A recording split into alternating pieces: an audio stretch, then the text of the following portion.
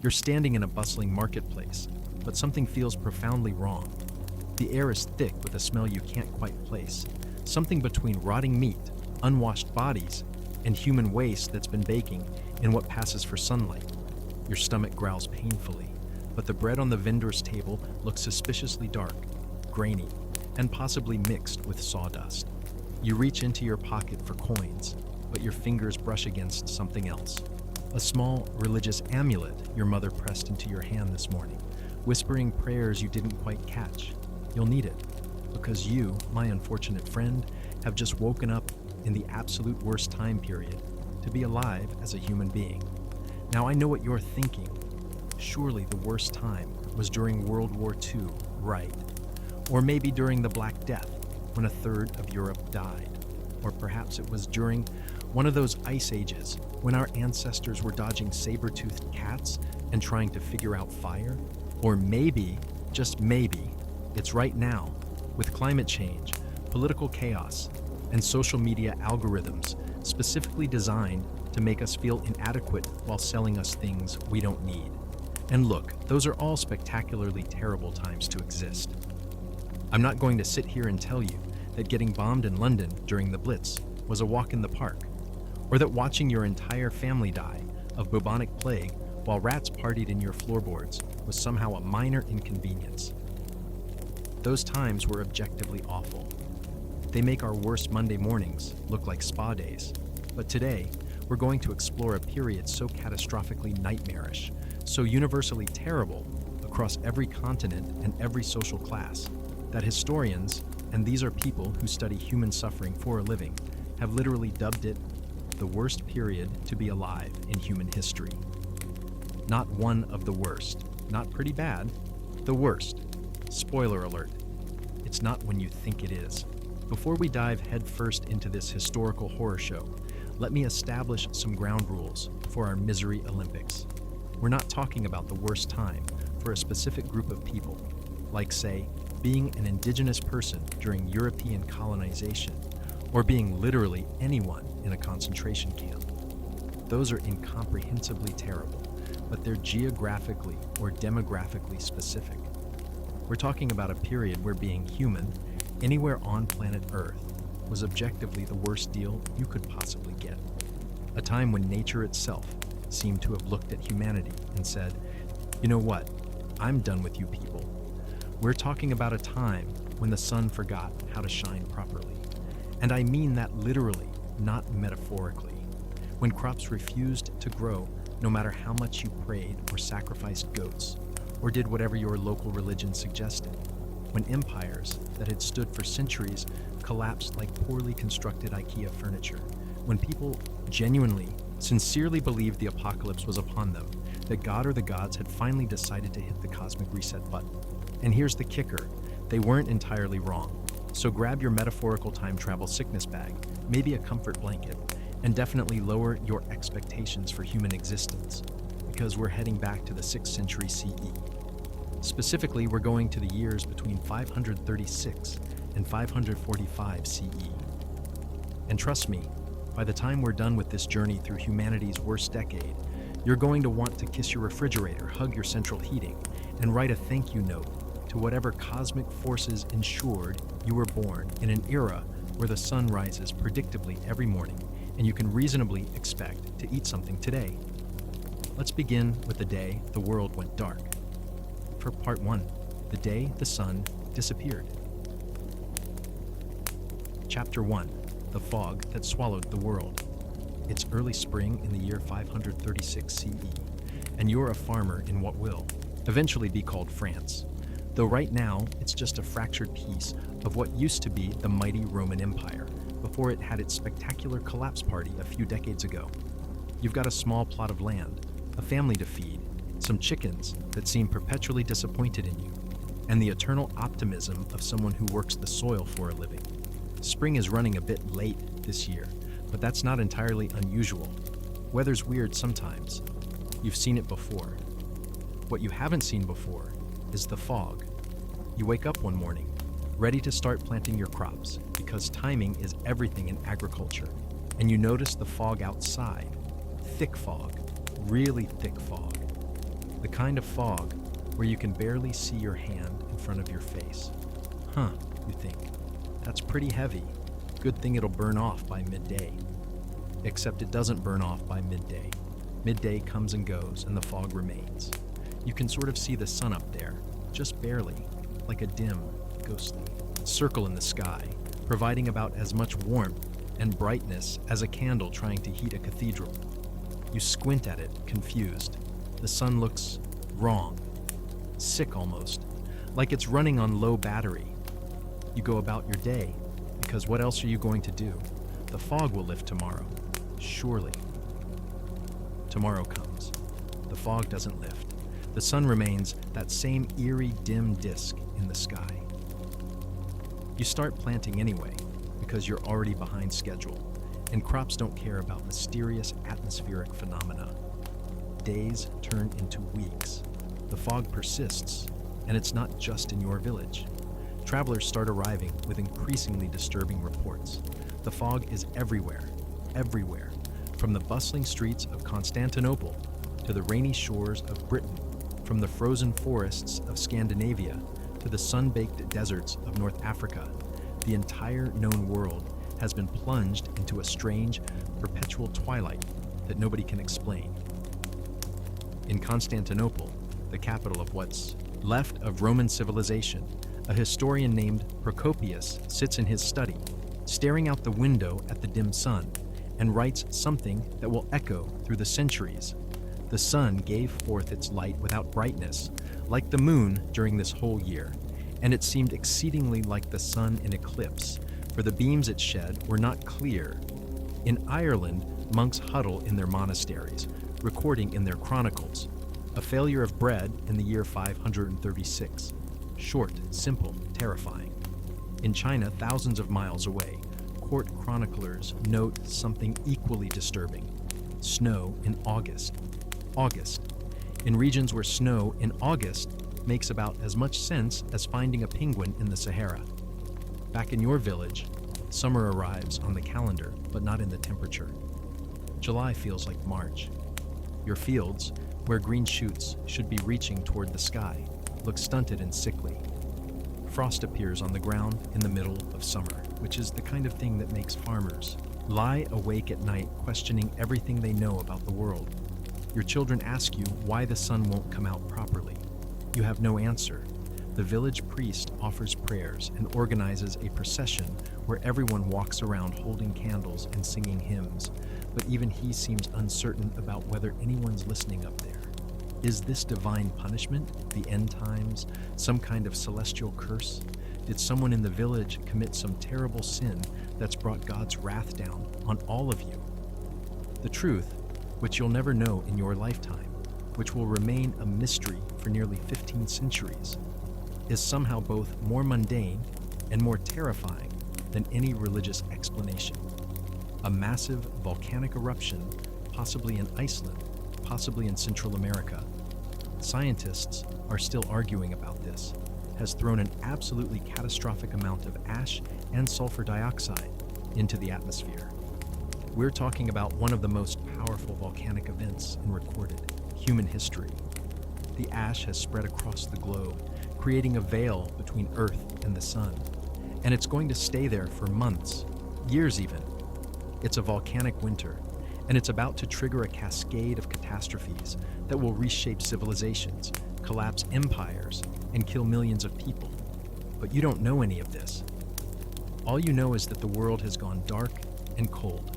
Your crops are struggling to grow, and your family is starting to look at you with a very specific kind of fear, the fear of people who are beginning to understand that they might starve. Chapter 2, The Harvest That Never Came by Autumn of 536. CE, the situation has gone from strange and unsettling to actively catastrophic. You're standing in your field, looking at what should be a bountiful harvest, and instead you're seeing, well, not much. Your wheat stalks are thin and weak, like they gave up halfway through growing. The kernels are small, hard, and sparse. You harvest what you can, moving through the field with growing despair, And by the time you're done, you've got maybe a third of what you'd normally expect, maybe less. You look at your storage shed, you do some quick mental math about how long this will feed your family.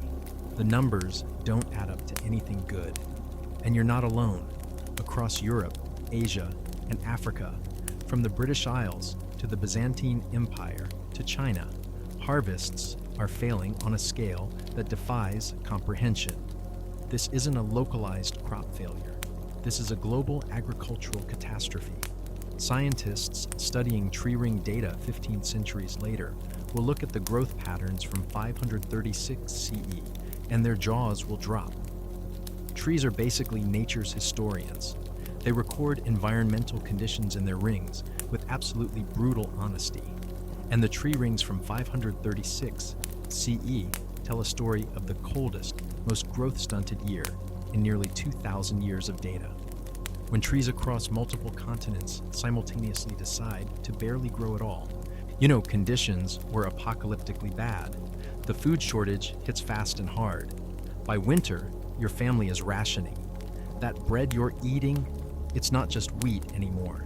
You've mixed in whatever you can find: sawdust, bark, ground up acorns, some mysterious substances you'd rather not think too hard about.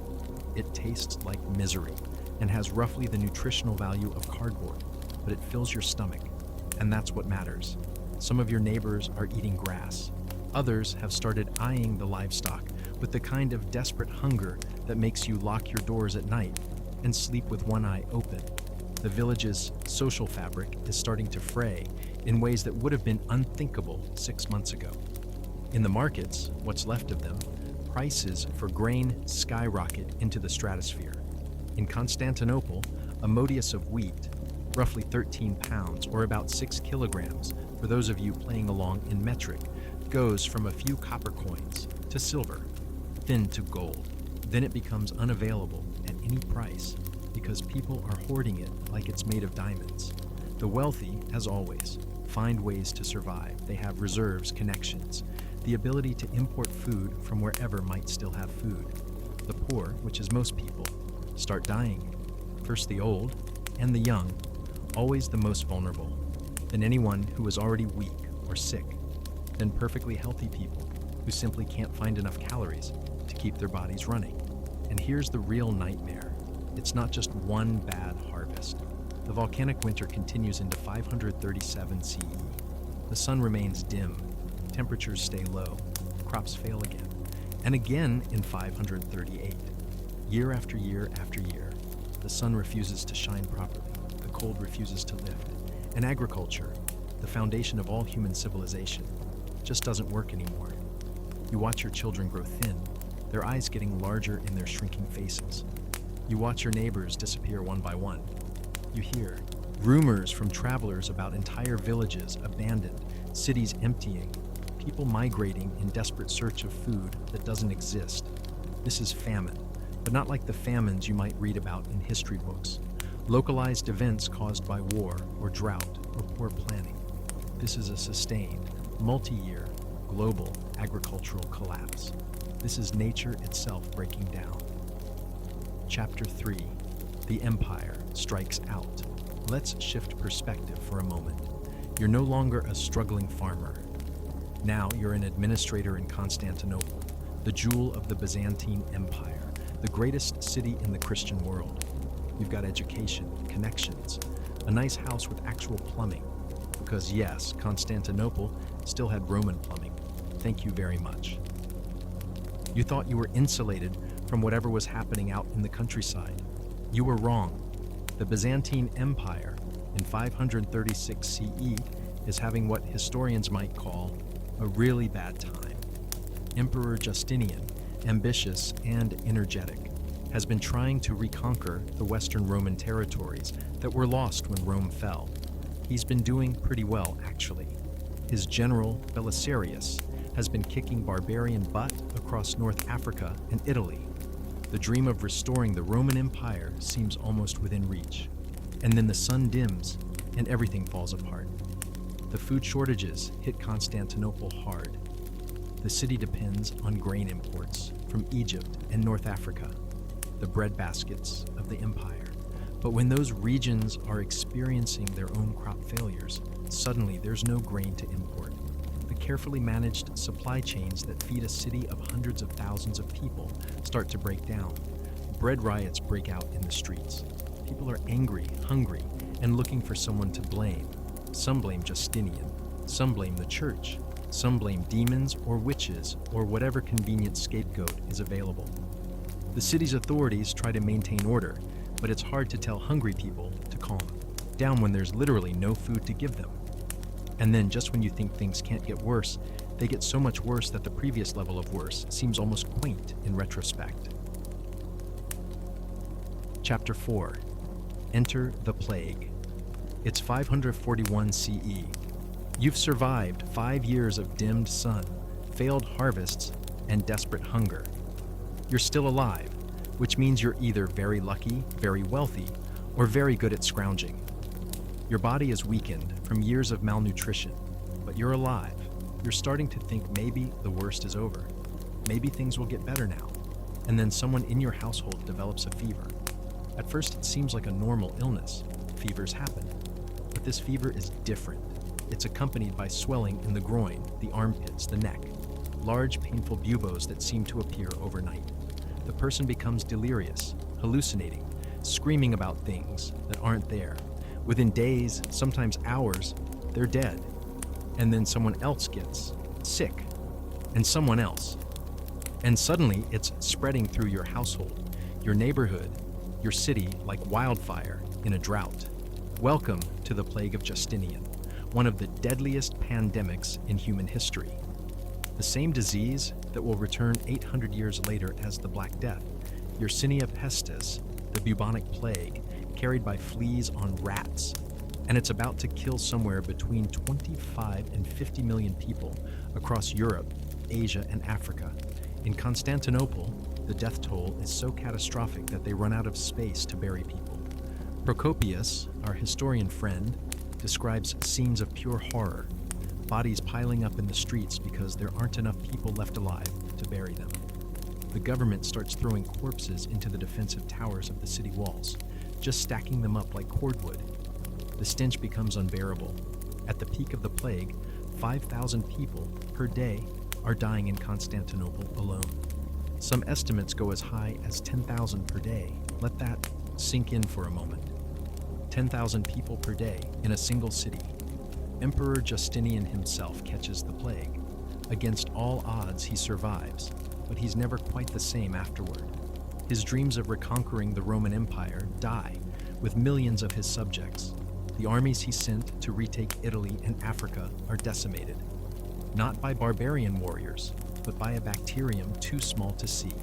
You, assuming you're still alive, watch as society crumbles around you. The food situation, already catastrophic from years of crop failures, gets worse because there aren't enough people left to work the fields. Trade collapses because merchants are dying. Cities empty. Villages disappear entirely. Some historians estimate that the plague of Justinian killed up to half the population of the Byzantine Empire. Half. Imagine losing half of everyone you know in the space of a few years. And remember, this is all happening while people are still recovering from years of famine caused by volcanic winter. It's a 1-2 punch of biblical proportions. Actually, scratch that. People at the time literally thought it was biblical. They thought the apocalypse had arrived, that the 4 horsemen were riding, that God had finally decided humanity wasn't worth the trouble anymore. Chapter 5. The Domino Effect. Now we zoom out to the global picture, because this catastrophe isn't limited to the Byzantine Empire. The effects of the volcanic winter and subsequent plague ripple across the entire world in ways that will reshape human history. In Scandinavia, archaeological evidence shows massive population decline and widespread abandonment of settlements during this period. The cold, dark years are so traumatic that they get embedded in Norse mythology. Some scholars think the legend of Fimbulwinter, the great winter that precedes Ragnarok, the end of the world, is a cultural memory of the 536 CE crisis. In China, the Northern Wei dynasty collapses in 534 535 CE, just before the volcanic winter hits. The subsequent years of agricultural failure and social chaos prevent any stable government from emerging. Millions die from famine and warfare. In Mesoamerica, the city of Teotihuacan, one of the largest cities in the world at the time, bigger than Rome, experiences rapid decline, starting around 536 CE. The city burns, people abandon it, and it never recovers. Coincidence? Possibly, but probably not. On the Arabian Peninsula, the social upheaval and population movements caused by famine and plague create the conditions that will, within a century, give rise to Islam and completely reshape the political and religious landscape of the Middle East and North Africa. In Britain, the volcanic winter and subsequent chaos mark the end of whatever remained of Roman civilization and usher in what will later be called the Dark Ages, a period of cultural collapse, loss of literacy, and fragmented tribal warfare that will last for centuries. The crisis of 536-545 CE doesn't just kill millions of people. It ends civilizations. It triggers mass migrations. It reshapes religion and culture. It's a true historical inflection point where the world before looks nothing like the world after. Part 2 and 2, Daily Life in Hell. Chapter 6, What You Ate. Spoiler, not much. Let's get really specific about what daily life looked like during this nightmare decade. We'll start with everyone's favorite topic, food. Or in this case, the desperate lack of it. You wake up in the morning, assuming you managed to sleep despite the gnawing hunger. Breakfast isn't really a thing. If you're lucky, very lucky, you might have some kind of thin porridge made from whatever grain you managed to save. It's watery, bland, and provides roughly enough calories to keep you from dying for another few hours. If you're not lucky, you're eating things that would never normally be considered food. Bark bread is actually a thing during this period. You take the inner bark of trees, usually pine or birch, dry it, grind it into something resembling flour, and mix it with whatever actual grain you might have. The resulting bread is tough, bitter, and has the nutritional value of tree bark because, well, that's what it is. Some people eat grass. Just straight up grass, like livestock. Your digestive system can't really process it. Humans aren't ruminants, but it fills your stomach and tricks your brain into thinking you've eaten something. Others turn to foods that would normally be considered animal feed. Acorns, chestnuts, roots, anything that won't immediately kill you. There are records of people eating leather, boiling it until it's soft enough to chew, then eating it like some kind of horrifying jerky. And then there are the rumors, whispers that nobody wants to say out loud, but everybody's thinking about.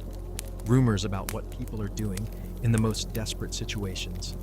Cannibalism becomes a whispered fear that occasionally, horrifyingly, becomes reality. Historical records from various regions mention cases of people being executed for eating human flesh. When society breaks down far enough, when hunger becomes desperate enough, some people cross lines that can never be uncrossed. The psychological impact of prolonged starvation is almost as bad as the physical impact. You become obsessed with food. It dominates your thoughts. You dream about meals you used to eat. You fantasize about bread, the way people in normal times fantasize about romance. Your personality changes. You become irritable, desperate, paranoid. You stop trusting your neighbors because you know they're as hungry as you are. And hungry people do desperate things. Children during this period grow up malnourished, which affects their physical and cognitive development for life, assuming they survive it all, which many don't. Chapter 7, Your Job, if you still have one. Let's talk about work, because even during the apocalypse, bills need to be paid and society needs to function. Except society isn't really functioning anymore, and your job might have just ceased to exist. If you're a farmer, which statistically you probably are, because 90% of people in this era work in agriculture, your job has become a nightmare of futility. You're planting seeds in cold, dark conditions where they barely grow. You're watching crops fail year after year. You're working harder than ever for a fraction of the yield. And you're doing all this while being so malnourished that you can barely lift a shovel. The physical labor of farming requires calories, lots of them. But you're not getting those calories because the farms aren't producing food. It's a vicious cycle that would be darkly comedic if it weren't so tragic. You need food to grow food, but you can't grow food, so you don't have food. If you're a merchant or trader, congratulations. Your entire industry has collapsed. Trade requires surplus goods, stable roads, and people with money to buy things. None of those exist anymore. The long-distance trade networks that connected Europe, Asia, and Africa are breaking down. The Silk Road, that famous artery of commerce and culture, sees dramatically reduced traffic. Ships sit idle in harbors because there's nothing to transport and nobody to transport it to. If you're a craftsperson, a blacksmith, a potter, a weaver, you're in a slightly better position than most, but only slightly. People still need tools and basic goods, but your customers are dying or too poor to buy anything. The raw materials you need for your craft are becoming harder to find, and you're spending more time trying to find food than actually practicing your trade. If you work in any kind of specialized profession, if you're a scribe, a teacher, an artist, a musician, well, I have bad news. Those jobs only exist when society has surplus resources to dedicate to non-essential activities. When everyone's starving, nobody's commissioning portraits or paying for music lessons. Cultural production grinds to a halt. Libraries close, schools shut down. The transmission of knowledge from one generation to the next becomes precarious. The concept of unemployment doesn't really exist in the modern sense, but what does exist is a massive population of people who can't find work because the economic system has essentially stopped functioning. People who would normally be productive members of society are reduced to begging, stealing, or just sitting around waiting to die. Labor shortages also become a huge problem, particularly after the plague hits. Suddenly, there aren't enough people to do essential work. Fields go unplowed because there aren't enough farmers. Buildings collapse because there aren't enough people to maintain them. Infrastructure crumbles. In some regions, you see entire towns abandoned because there simply aren't enough people left alive to sustain them. Chapter 8. Your health, or complete lack thereof. Healthcare in the 6th century CE is already pretty terrible by modern standards. There are no antibiotics, no germ theory, no anesthesia beyond getting someone drunk. Surgery is a traumatic, often fatal experience. Most medical treatment consists of prayer, herbs of questionable effectiveness, and procedures like bloodletting that actively make things worse. But during the crisis of 536-545, even that minimal level of healthcare collapses. Let's start with the obvious. You're malnourished, which means your immune system is shot. Every minor illness becomes potentially fatal. A simple cold can turn into pneumonia. A small cut can become a deadly infection. Your body doesn't have the resources to heal itself. Common diseases that would normally just make you miserable can now kill you. Dysentery, typhoid, influenza, all of these become much more lethal when you're already weakened by starvation. And they spread rapidly in the crowded, unsanitary conditions that famine creates. Then, there's the plague. If you're living in 541, 542 CE, the bubonic plague is the dominant reality of your existence. You live in constant fear of developing symptoms. Every fever, every swelling, every moment of feeling unwell triggers terror. Is this it? Is this the plague? The psychological trauma is immense. You watch people you love die in agony. You help carry bodies to mass graves. You participate in funeral after funeral until funerals lose all meaning. Some people develop what we'd now recognize as PTSD. They can't sleep, they have nightmares, they startle at shadows. Doctors and healers are helpless. They don't understand what's causing the plague. Some think it's miasma, bad air. Others think it's divine punishment. They try various treatments, bloodletting, herbal remedies, prayers, amulets, nothing works. Medical practitioners die at the same rate as everyone else, maybe higher because they're in constant contact with the sick. Mental health deteriorates across the board. Depression becomes endemic. Anxiety is constant. Some people develop a kind of fatalistic resignation. What's the point of trying when death seems inevitable? Others become hypervigilant and paranoid. Social bonds break down as people avoid contact out of fear of contagion. Childbirth, already dangerous, becomes even more deadly. Malnourished mothers struggle to carry babies to term. Infant mortality skyrockets. Even if a baby is born alive, they have poor odds of surviving their first year when there's no food, and disease is everywhere. And here's a fun detail. Dental health, already bad in this era, gets worse. Without proper nutrition, teeth decay faster. Gum disease is rampant, but there are no dentists in the modern sense. If you have a bad tooth, your options are basically suffer with it until it falls out, or find someone willing to yank it out with pliers while you scream. No Novocaine, no antibiotics for the inevitable infection, just raw agony, your life. Expectancy, which was already pretty low by modern standards, maybe 30-40 years if you made it past childhood, drops even further. If you're alive in 545 CE, you've beaten incredible odds. You're a survivor in the most literal sense. Chapter 9. Where you sleep. Probably on the ground. Let's talk about housing, because even in the apocalypse, everyone needs somewhere to sleep. And where you're sleeping is probably terrible. If you're a peasant farmer, you're likely living in a small, one-room dwelling made of wood, mud, thatch, or whatever local materials are available. The roof leaks. There's no real insulation, so you're cold in winter and hot in summer. The floor is probably just packed dirt.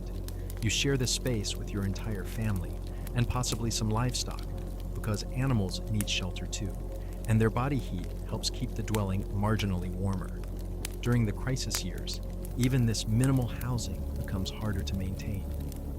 Repairs require resources you don't have. The roof develops holes that you can't fix because you can't afford thatch or have the energy to repair it. Water seeps in when it rains. The structure starts to deteriorate. Some people lose their housing entirely. When you can't pay taxes or rent because you have no food to sell, you get evicted. When your family dies and there's nobody left to maintain the dwelling, it falls apart. When you're too weak from starvation to do basic maintenance, buildings decay rapidly. Cities see a surge in homeless populations. People who fled rural areas hoping to find food in urban centers end up living in the streets. They sleep in doorways, in abandoned buildings, anywhere they can find shelter. The sanitation problems this creates are catastrophic. Even if you have housing, living conditions are brutal. You're sleeping on straw or maybe a thin mat if you're lucky. No mattresses, no pillows in the modern sense. You're cold most of the time because fuel for heating is scarce. You might have a small fire, but wood is precious and you're rationing it carefully. Privacy doesn't really exist. If you're sharing a one-room dwelling with your family, everyone sees and hears everything. There's no personal space, no private moments. During a time of extreme stress and trauma, this lack of privacy adds another layer of psychological strain. Pest infestations are universal. Lice, fleas, bed bugs, rats, mice, they're all constant companions. You're covered in insect bites. The rats are particularly problematic because, unknown to you, they're carrying the fleas that spread the plague. That rat scurrying across your floor at night isn't just annoying, it's a potential death sentence. Water supply is a constant problem. If you live in a city like Constantinople, there might be aqueducts and public fountains, but they're not always functioning properly anymore due to lack of maintenance. If you live in a rural area, you're getting water from wells or rivers, and that water is increasingly contaminated because sanitation has broken down. Speaking of sanitation, you're using a chamber pot or just going outside. There's no toilet paper. You're using leaves, moss, or your hand, and hoping you can wash it afterward. In cities, human waste accumulates in the streets because waste management systems have collapsed. The smell is indescribable. The disease implications are catastrophic. Chapter 10. What you wear. Rags, mostly clothing. In the 6th century CE is already a precious commodity. Fabric production is labor-intensive. Everything is made by hand. Spinning, weaving, sewing. A single garment represents dozens of hours of work. Most people own very few items of clothing, maybe 2 or 3 outfits total, which they wear until they literally fall apart. During the crisis years, clothing becomes even more precious. The sheep that produce wool are dying or being eaten. The flax fields that produce linen aren't growing properly in the cold dark. Conditions. Trade in fabrics has collapsed, so you can't import textiles from other regions. What you're wearing is probably falling apart. That tunic you've had for 5 years is developing holes. The seams are splitting. The fabric is wearing thin in places. You patch it as best you can, but eventually there's nothing left to patch. You might be wearing garments that are more patched than original fabric. Shoes are a particular problem. If you're a peasant, your shoes are probably simple leather or wooden clogs, and they wear out quickly when you're walking everywhere. No cars, no bicycles, no public transportation. You walk, or if you're wealthy, you ride a horse or donkey. Replacing shoes is expensive and difficult when leather is scarce. Many people go barefoot, which means cut feet, infections, and parasites. Staying warm is a constant challenge. Wool blankets and cloaks are essential in the cold conditions created by the volcanic winter, but not everyone has them. You layer. Whatever clothing you have, wear it day and night. Sleep in it. You rarely wash your clothes because that requires water, fuel to heat the water, and soap, which you probably can't afford. So you're wearing dirty, smelly, lice-infested clothing that you can't replace. Children grow out of their clothing, but there's no money to buy new garments. They wear clothes that are too small, hand-me-downs from older siblings, or just go without. Some children are essentially naked or near naked, which in the cold conditions is dangerous. The wealthy still have nice clothing, of course. Even during the apocalypse, class distinctions persist. Rich people have multiple outfits, fine fabrics, jewelry, but even they're starting to run into supply problems. That silk from China, not arriving anymore. Those dyes from distant lands, unavailable. The luxury goods market has collapsed. There's also the psychological aspect of clothing. Your appearance deteriorates along with your garments. You stop caring about how you look because survival is all that matters. Vanity becomes a luxury you can't afford. Everyone looks haggard, dirty, worn out. The visual markers of social status start to blur when everyone's dressed in rags. Part 3. The people who didn't make it. Chapter 11. The children. This section is going to be rough, so let me warn you now. We're talking about children during this crisis, and it's heartbreaking because children are always the most vulnerable during any disaster. Infant mortality in the 6th century is already high. Maybe 30-40% of children don't survive to age 5, even in good times. During the crisis years, that number gets much worse. Some estimates suggest that more than half of all children born during this period don't live to see their 5th birthday. Malnourished mothers struggle to breastfeed. Their bodies, starving themselves, can't produce enough milk.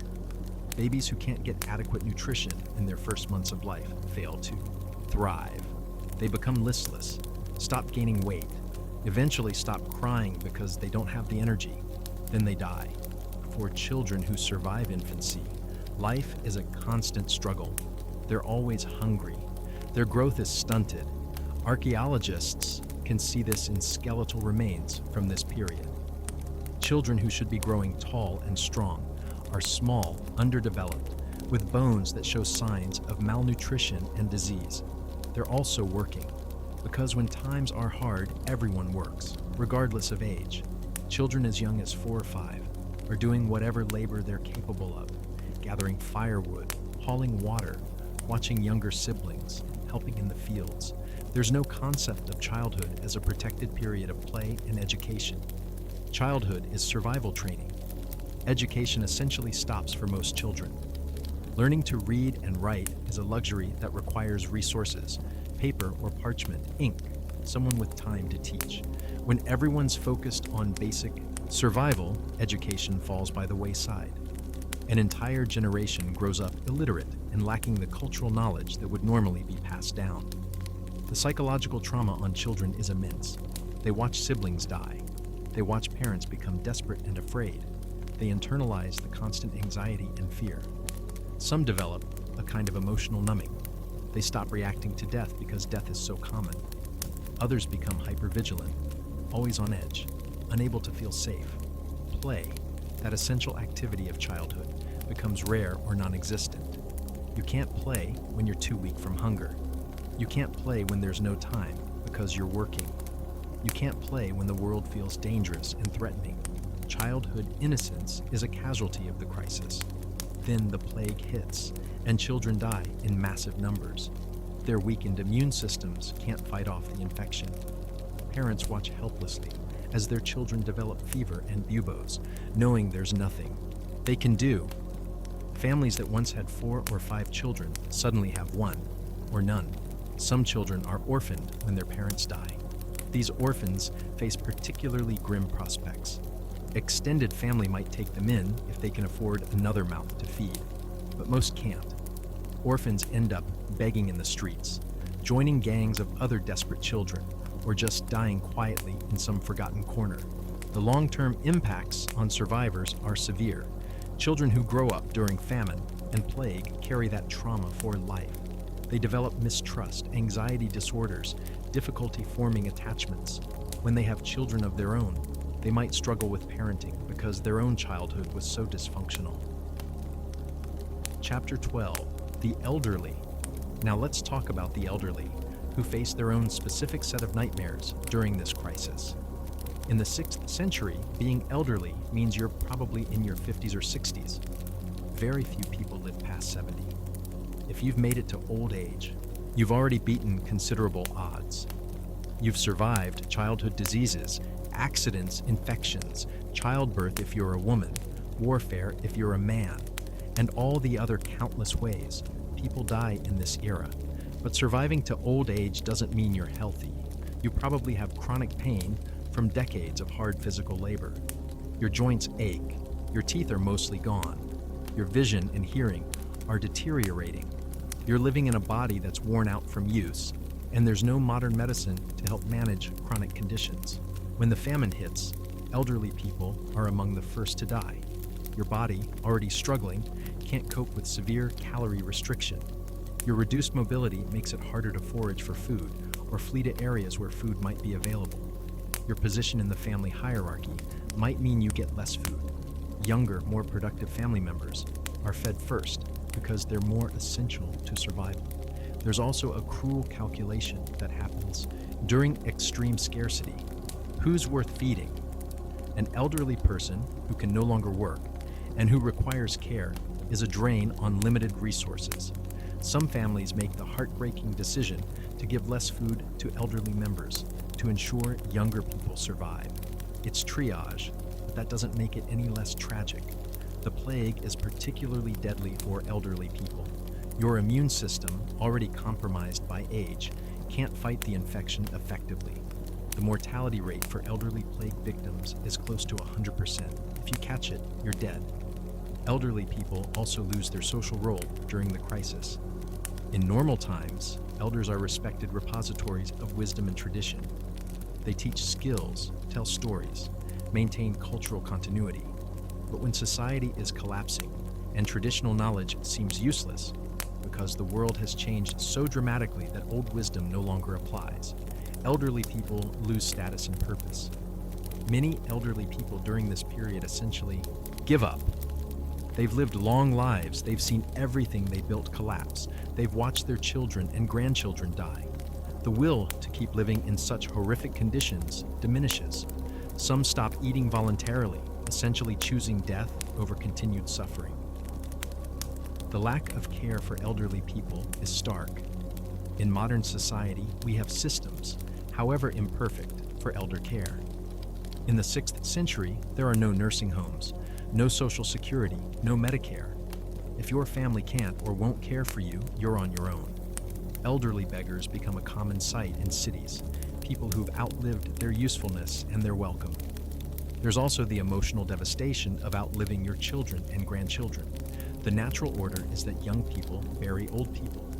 During this crisis, old people are burying young people, sometimes entire generations of their descendants. The psychological pain of this reversal is immense. Chapter 13. Women's Special Hell. Being a woman in the 6th century is already challenging in ways that would fill several books. Now add famine, plague, and social collapse to the mix, and you've got a situation that's uniquely terrible for women in ways that deserve specific attention. Let's start with pregnancy and childbirth, which are dangerous even in the best of times. During the crisis years, maternal mortality rates skyrocket. Your malnourished body struggles to support a pregnancy. Miscarriages are common. Stillbirths are common.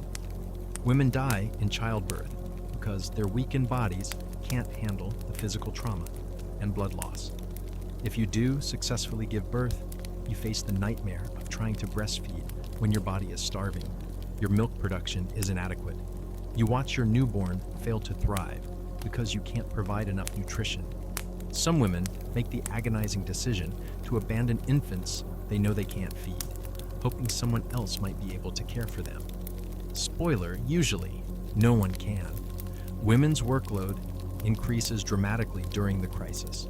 You're still expected to do all the domestic labor, cooking what little food exists, cleaning, childcare, making and mending clothing.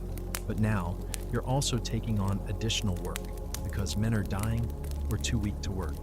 You're working in fields, hauling water, gathering firewood, all while dealing with your own malnutrition and the stress of trying to keep your family alive. Sexual violence increases during social collapse, when normal social controls break down, when law enforcement is overwhelmed or non-existent, when desperate people are capable of anything. Women become targets. There are historical records of increased assault, rape, and abduction during this period. The vulnerable become more vulnerable. Widowhood is common and devastating.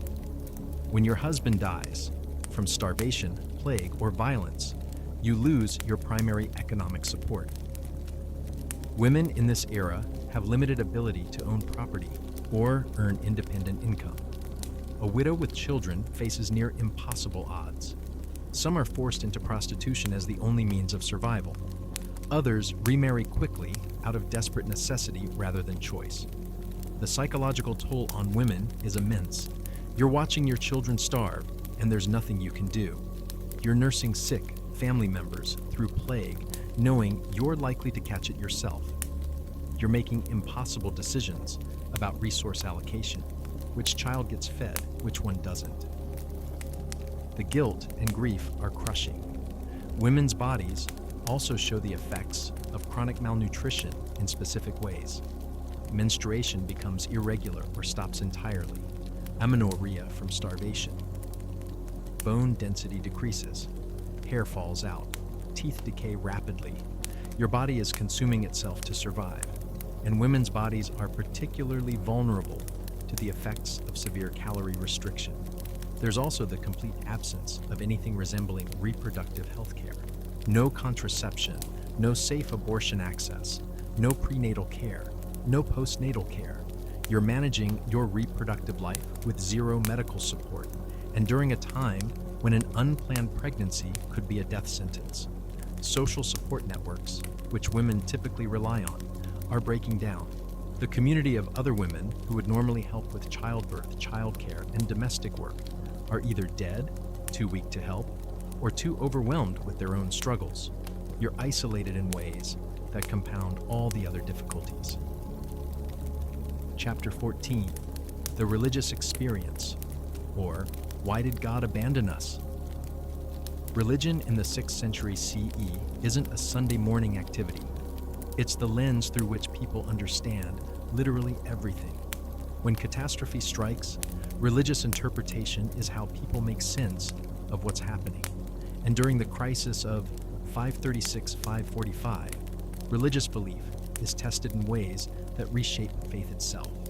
Let's start with Christianity, which by this point is the dominant religion in the Byzantine Empire and much of Europe. Christians believe in an all-powerful, benevolent God who cares about human welfare. So when the sun dims, crops fail, and plague kills millions, the natural question is, why? What did we do to deserve this? The official church explanation is that this is divine punishment for sin. Humanity has strayed from righteousness, and God is correcting us.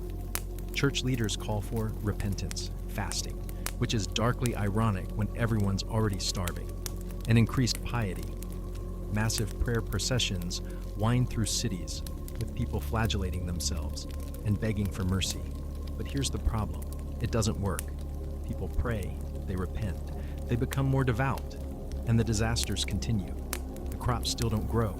The plague still kills. At some point, you have to wonder, is God listening? Does God care? Does God even exist? Some people's faith deepens during crisis. They interpret their survival as evidence of divine favor, become more religious, dedicate their lives to serving God.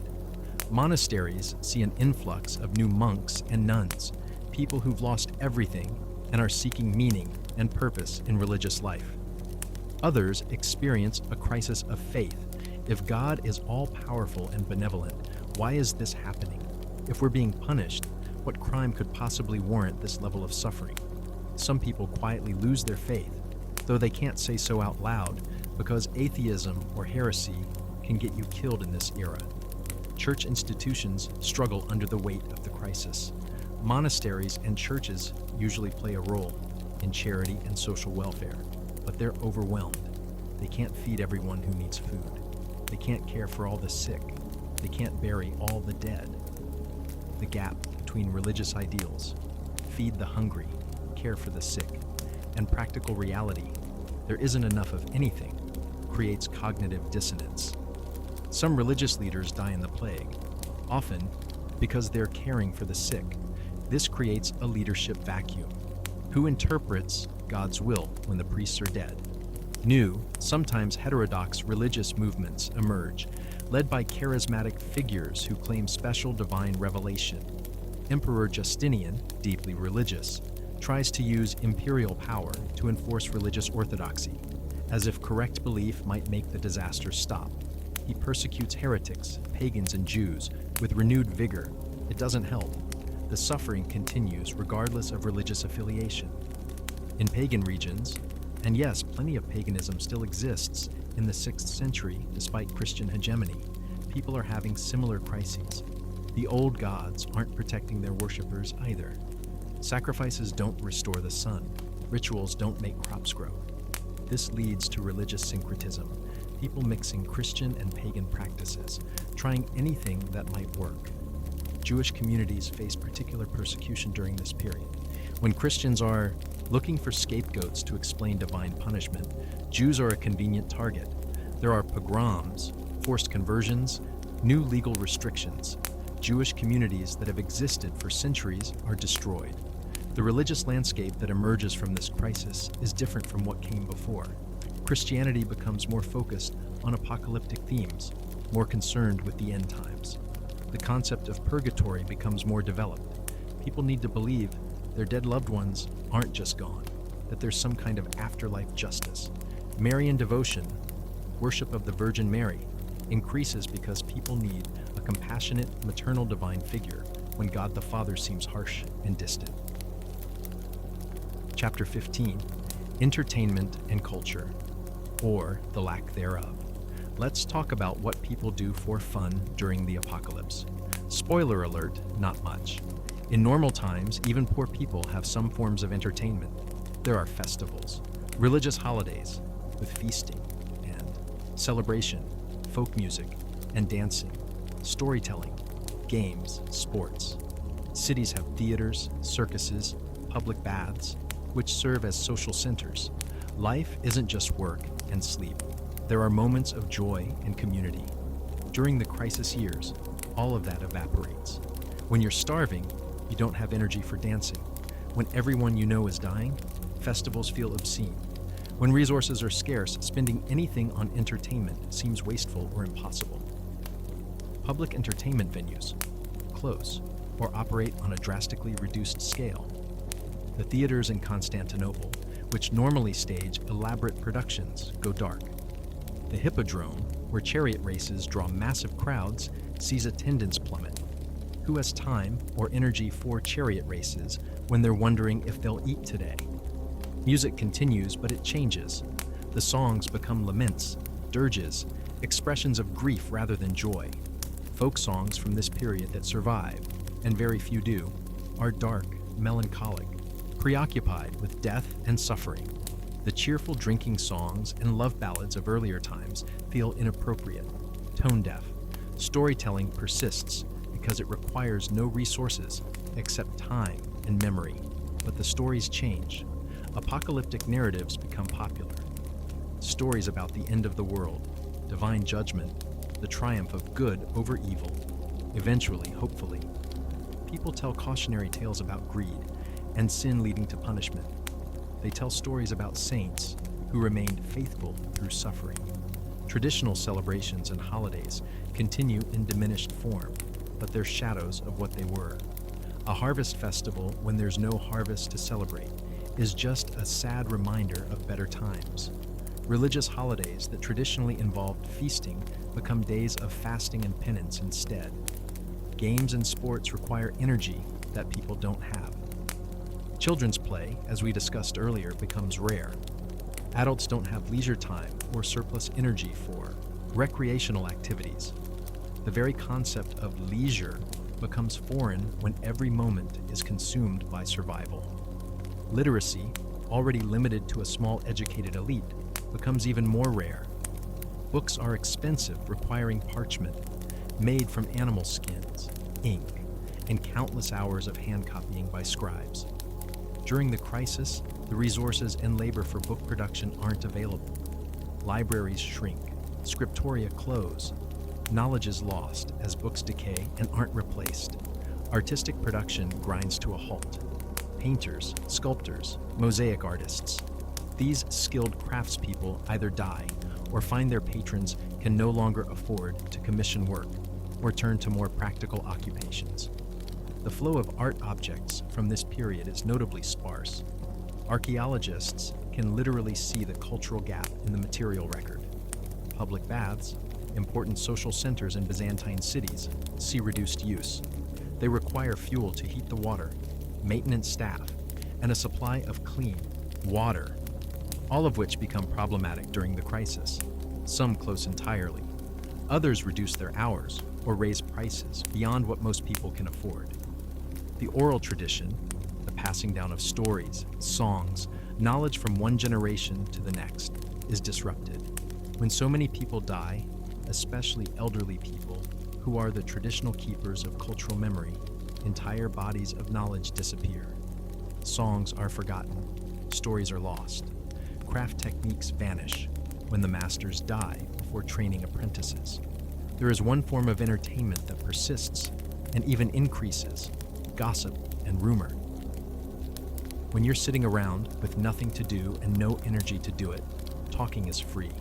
People share stories about what's happening in other regions, speculate about causes of the disasters, spread conspiracy theories, blame various scapegoats. This informal information network keeps people connected, but it also spreads fear and misinformation. Some people turn to alcohol and other intoxicants as escape mechanisms when available. Wine, beer, and various herbal preparations offer temporary relief from the misery of existence. But intoxication requires resources most people don't have, and it doesn't actually solve any problems. It just delays confronting them. The psychological need for entertainment, for joy, for moments of transcendence from daily suffering doesn't go away just because times are hard. But the means to satisfy that need are largely unavailable. People are trapped in a gray existence of constant stress and deprivation, with no relief valve. Chapter 16. Crime and Punishment. Emphasis on crime. When society is stable, law enforcement can maintain order. When society collapses, all bets are off. And during the crisis of 546-545, crime explodes in ways that make already dangerous times even more dangerous. Let's start with the most obvious. Theft becomes rampant. When people are starving, stealing food is a survival strategy. Grain, stores are raided, markets are robbed. People steal from their neighbors, their family members, anyone who might have even a scrap of food.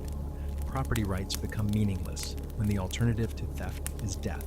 Organized banditry increases dramatically.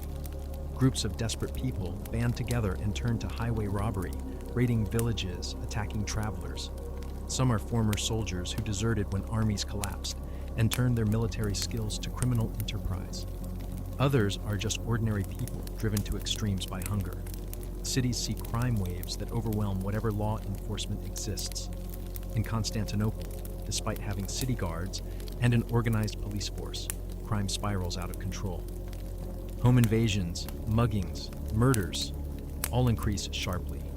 Walking the streets at night becomes extremely dangerous. Even in daylight, certain areas are essentially lawless. Human trafficking and slavery, already existing institutions in the 6th century, see new patterns during the crisis. Desperate parents sell children into slavery to get money for food. Orphans are captured and sold. Women and children are abducted and trafficked. The complete breakdown of social protection systems leaves vulnerable people with no recourse. Violence escalates. Fights over food resources turn deadly. Disputes that would normally be resolved peacefully explode into violence because everyone's stressed, hungry, and on edge. The murder rate climbs. Bodies pile up not just from plague and starvation, but from interpersonal violence. Law enforcement breaks down for several reasons. First, police and soldiers are dying from plague and starvation like everyone else. Second, they're not being paid regularly because tax revenue has collapsed. Third, even if they wanted to maintain order, they're overwhelmed by the scale of the problem. You can't police a city where half the population is committing crimes out of desperation. The legal system becomes dysfunctional. Courts close or operate sporadically. Judges die. Legal records are lost. The Byzantine, pun intended, legal apparatus that the Roman Empire developed over centuries breaks down. Justice becomes arbitrary and inconsistent. Prisons, which in this era are mostly holding facilities rather than long-term punishment venues, become death traps. Overcrowded, unsanitary, and with no regular food supply, prisoners die in massive numbers. Some prisoners are simply released because there aren't resources to keep them incarcerated. Others escape easily because guards have abandoned their posts. Vigilante justice increases. When official law enforcement fails, people take matters into their own hands. Suspected thieves are beaten or killed by mobs. Communities form their own militias to protect themselves from bandits. Revenge killings become common. It's frontier justice, and it's brutal. Punishment, when it does occur, becomes harsher. With social order breaking down, authorities try to maintain control through fear. Public executions increase. Torture becomes more common. Not that it was uncommon before. The message is, we may be in crisis, but we will still punish crime severely. It doesn't really work. Desperate people commit crimes anyway, but it adds another layer of brutality to an already brutal time. Corruption flourishes.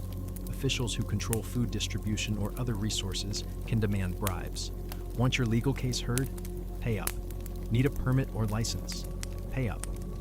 The few people still in positions of authority use their power to extract whatever they can from whoever's left. Some communities develop informal justice systems to replace collapsed formal ones. Village elders arbitrate disputes. Religious leaders mediate conflicts. Trade guilds police their own members. These informal systems are imperfect, but better than nothing. There's also the complete erosion of trust. When theft and violence are common, when your neighbor might rob you, when official authorities are corrupt or absent, Social trust disintegrates. You can't trust anyone outside your immediate family, and sometimes not even them. This breakdown of trust makes cooperation difficult, which makes surviving the crisis even harder. Interestingly, some crimes decrease. Elaborate financial fraud, for example, is hard to pull off when the economy has collapsed. Counterfeiting currency is less profitable when money is less useful than food. White-collar crime requires a functioning commercial system. Chapter 17, Technology and Innovation, or Why Progress Stops. One of the saddest aspects of this period is watching human progress just stop. The 6th century CE is actually a relatively advanced time technologically. The Byzantine Empire has inherited Roman engineering knowledge. There are aqueducts, roads, sophisticated architecture, maritime technology, agricultural techniques developed over centuries. All of that stagnates or regresses during the crisis. Innovation requires surplus resources, time, energy, materials, and most importantly, people who aren't focused on immediate survival. During the crisis years, there is no surplus. Every resource is dedicated to staying alive. Nobody's inventing new technologies or improving existing ones. Infrastructure deteriorates rapidly.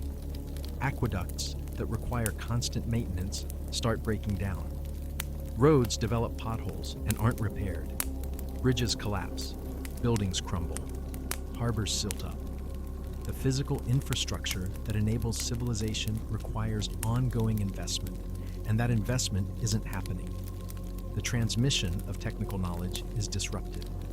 Crafts and skills that take years to learn require master craftspeople training apprentices. But when masters die in the plague or from starvation, and when potential apprentices are too busy surviving to learn complex skills, technical knowledge is lost. We can see this in the archaeological record. The quality of construction decreases. Metalwork becomes cruder. Pottery is simpler and less refined. It's not that people suddenly forget how to do things well. It's that they don't have the time, materials, or energy to maintain previous standards. Maritime trade, which requires sophisticated ships and navigation knowledge, contracts dramatically. Ships need maintenance, crews need food, and cargo needs to exist for trade to make sense. When all of those factors are compromised, maritime activity decreases. Some shipbuilding techniques are lost and have to be relearned later. Agricultural technology actually regresses in some areas. Innovations like crop rotation, sophisticated irrigation systems, and improved plowing techniques fall out of use when there aren't enough people to implement them. Agriculture becomes more basic, more subsistence-oriented. Medical knowledge stagnates, with doctors dying and no new medical schools training replacements. The small amount of medical knowledge that exists stops advancing. Some techniques are lost entirely when practitioners die without passing on their knowledge. Literacy rates, already low, drop further. The infrastructure for education, schools, libraries, teachers, collapses. Even aristocratic families that would normally educate their children struggle to find tutors. A generation grows up with less education than their parents. Written records become sparse. We have far fewer historical documents from the period 536-545 than from the decades before or after. Partly this is because fewer people are writing, and partly because parchment and papyrus are expensive and scarce. The historical record has gaps that historians can never fill. The concept of planned, long-term projects becomes impossible. Building a cathedral takes decades and requires sustained investment. Starting such a project during the crisis would be absurd. Even maintenance of existing buildings is difficult. The time horizon for planning shrinks from years or decades to days, or weeks. Some technologies do emerge from necessity. New food preservation techniques are developed out of desperation. More efficient methods for foraging and identifying edible plants are discovered. Ways to stretch scarce resources are invented, but these are survival adaptations, not genuine innovations. The crisis essentially sets back human development by decades, maybe centuries in some regions. The technological and social progress that occurred before 536 CE is partially erased. When stability eventually returns, people have to rebuild not just physically, but intellectually, relearning or rediscovering knowledge that was lost. Chapter 18. The animal kingdom suffers too. We've focused primarily on human suffering, but this crisis affects all life on Earth. Animals, both domestic and wild, face their own catastrophes during these years. Livestock, cattle, pigs, sheep, goats, chickens die in massive numbers. First from the cold and lack of food. Animals need to eat, too, and there's no fodder. Then from disease. Malnourished animals are vulnerable to infections. Crowded, unsanitary conditions spread illness rapidly through herds and flocks. When livestock die, humans lose not just food, but also labor power.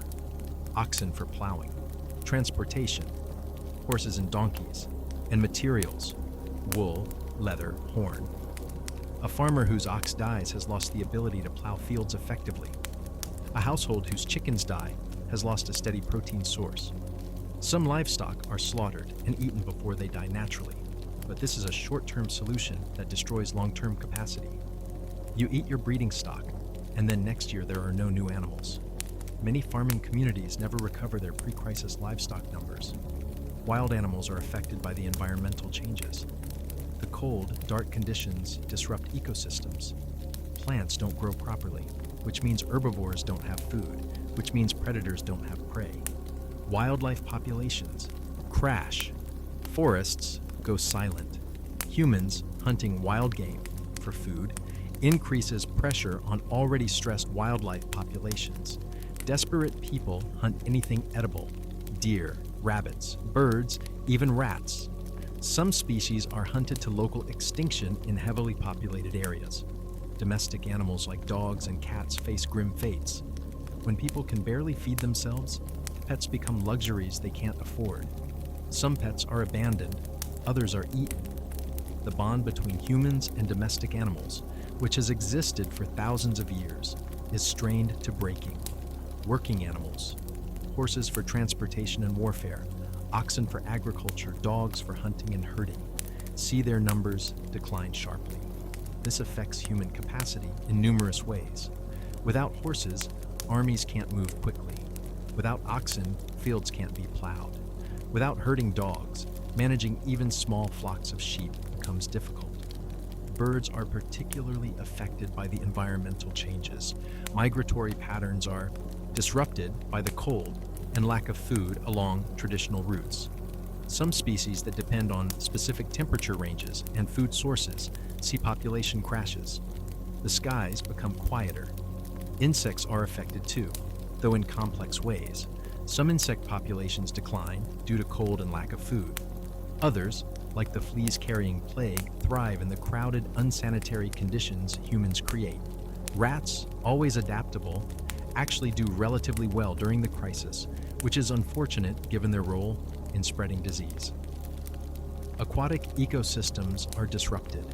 The volcanic particles settling on water surfaces affect marine and freshwater life. Fish populations in some areas decline.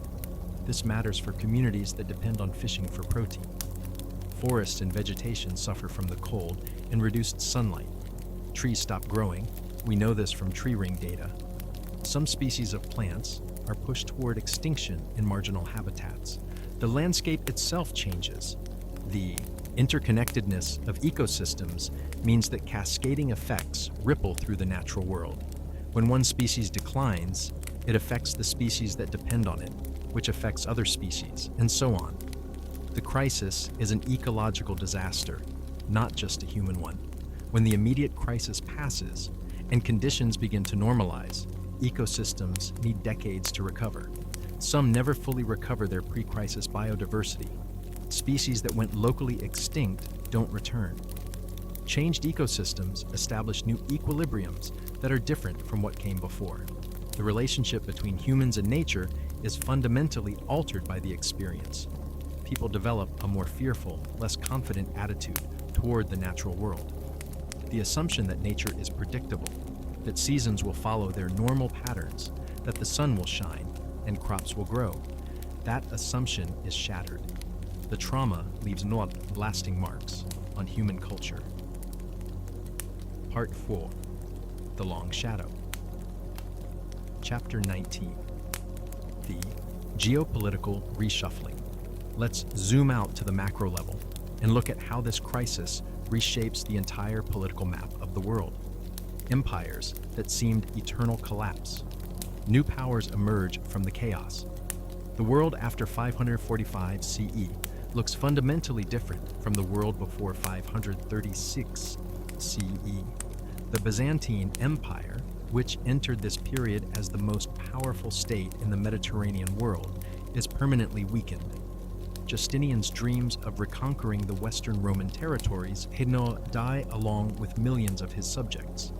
The armies he sent to Italy and North Africa are decimated by plague. The tax base that funded his ambitions evaporates. After the crisis, the Byzantine Empire never fully recovers its power or territory. It survives. It'll actually limp along for another 900 years until the Ottoman conquest. But it's a shadow of what it was. The plague of Justinian marks the end of the Byzantine Empire as a superpower and the beginning of its long, slow decline. In Persia, the Sasanian Empire faces similar catastrophes. Crop failures, famine, and plague kill millions. The empire's constant wars with Byzantium drain resources it doesn't have. Both empires are so weakened by the crisis that neither can deliver a knockout blow to the other. They just keep fighting increasingly pointless wars while their populations starve. This mutual weakening of the Byzantine and Sasanian empires creates a power vacuum in the Middle East that will, within a century, be filled by the rapid expansion of Islam. The Arab conquests of the 7th century are only possible because the traditional great powers are too weak to resist effectively. The crisis of 536-545 thus indirectly enables one of the most significant religious and political transformations in human history. In China, the period of the northern and southern dynasties is marked by chaos, warfare, and instability. The crisis years make everything worse. Multiple short-lived dynasties rise and fall. Millions die from famine and conflict. The political fragmentation continues until the Sui dynasty reunifies China in 589 CE, but the decades between are brutal. In Western Europe, the crisis accelerates the transformation from Roman civilization to what will become medieval Europe. The remaining vestiges of Roman administration and culture are largely wiped out. The cities shrink or are abandoned. Trade networks collapse. Literacy declines dramatically. The Dark Ages really get dark. Britain experiences particularly severe collapse. Whatever remained of Roman Britain after the legions withdrew is essentially erased. The arrival of Anglo-Saxon invaders, who are themselves refugees from crisis conditions on the continent, displaces Romano-British populations. The archaeological record shows massive population decline and cultural discontinuity. In Scandinavia, the crisis is so traumatic that it echoes in mythology for centuries. The concept of Fimbulwinter, the great winter before Ragnarok, when the sun fails to rise and humanity nearly perishes, may be a cultural memory of this period. The population decline is severe enough that entire regions are abandoned. The crisis also affects the Americas, though we know less about the specifics because written records are sparse or non-existent. In Mesoamerica, as mentioned earlier, the city of Teotihuacan collapses. In North America, various indigenous civilizations experience disruption. Climate change affects agriculture from the Mississippi River Valley to the Andes.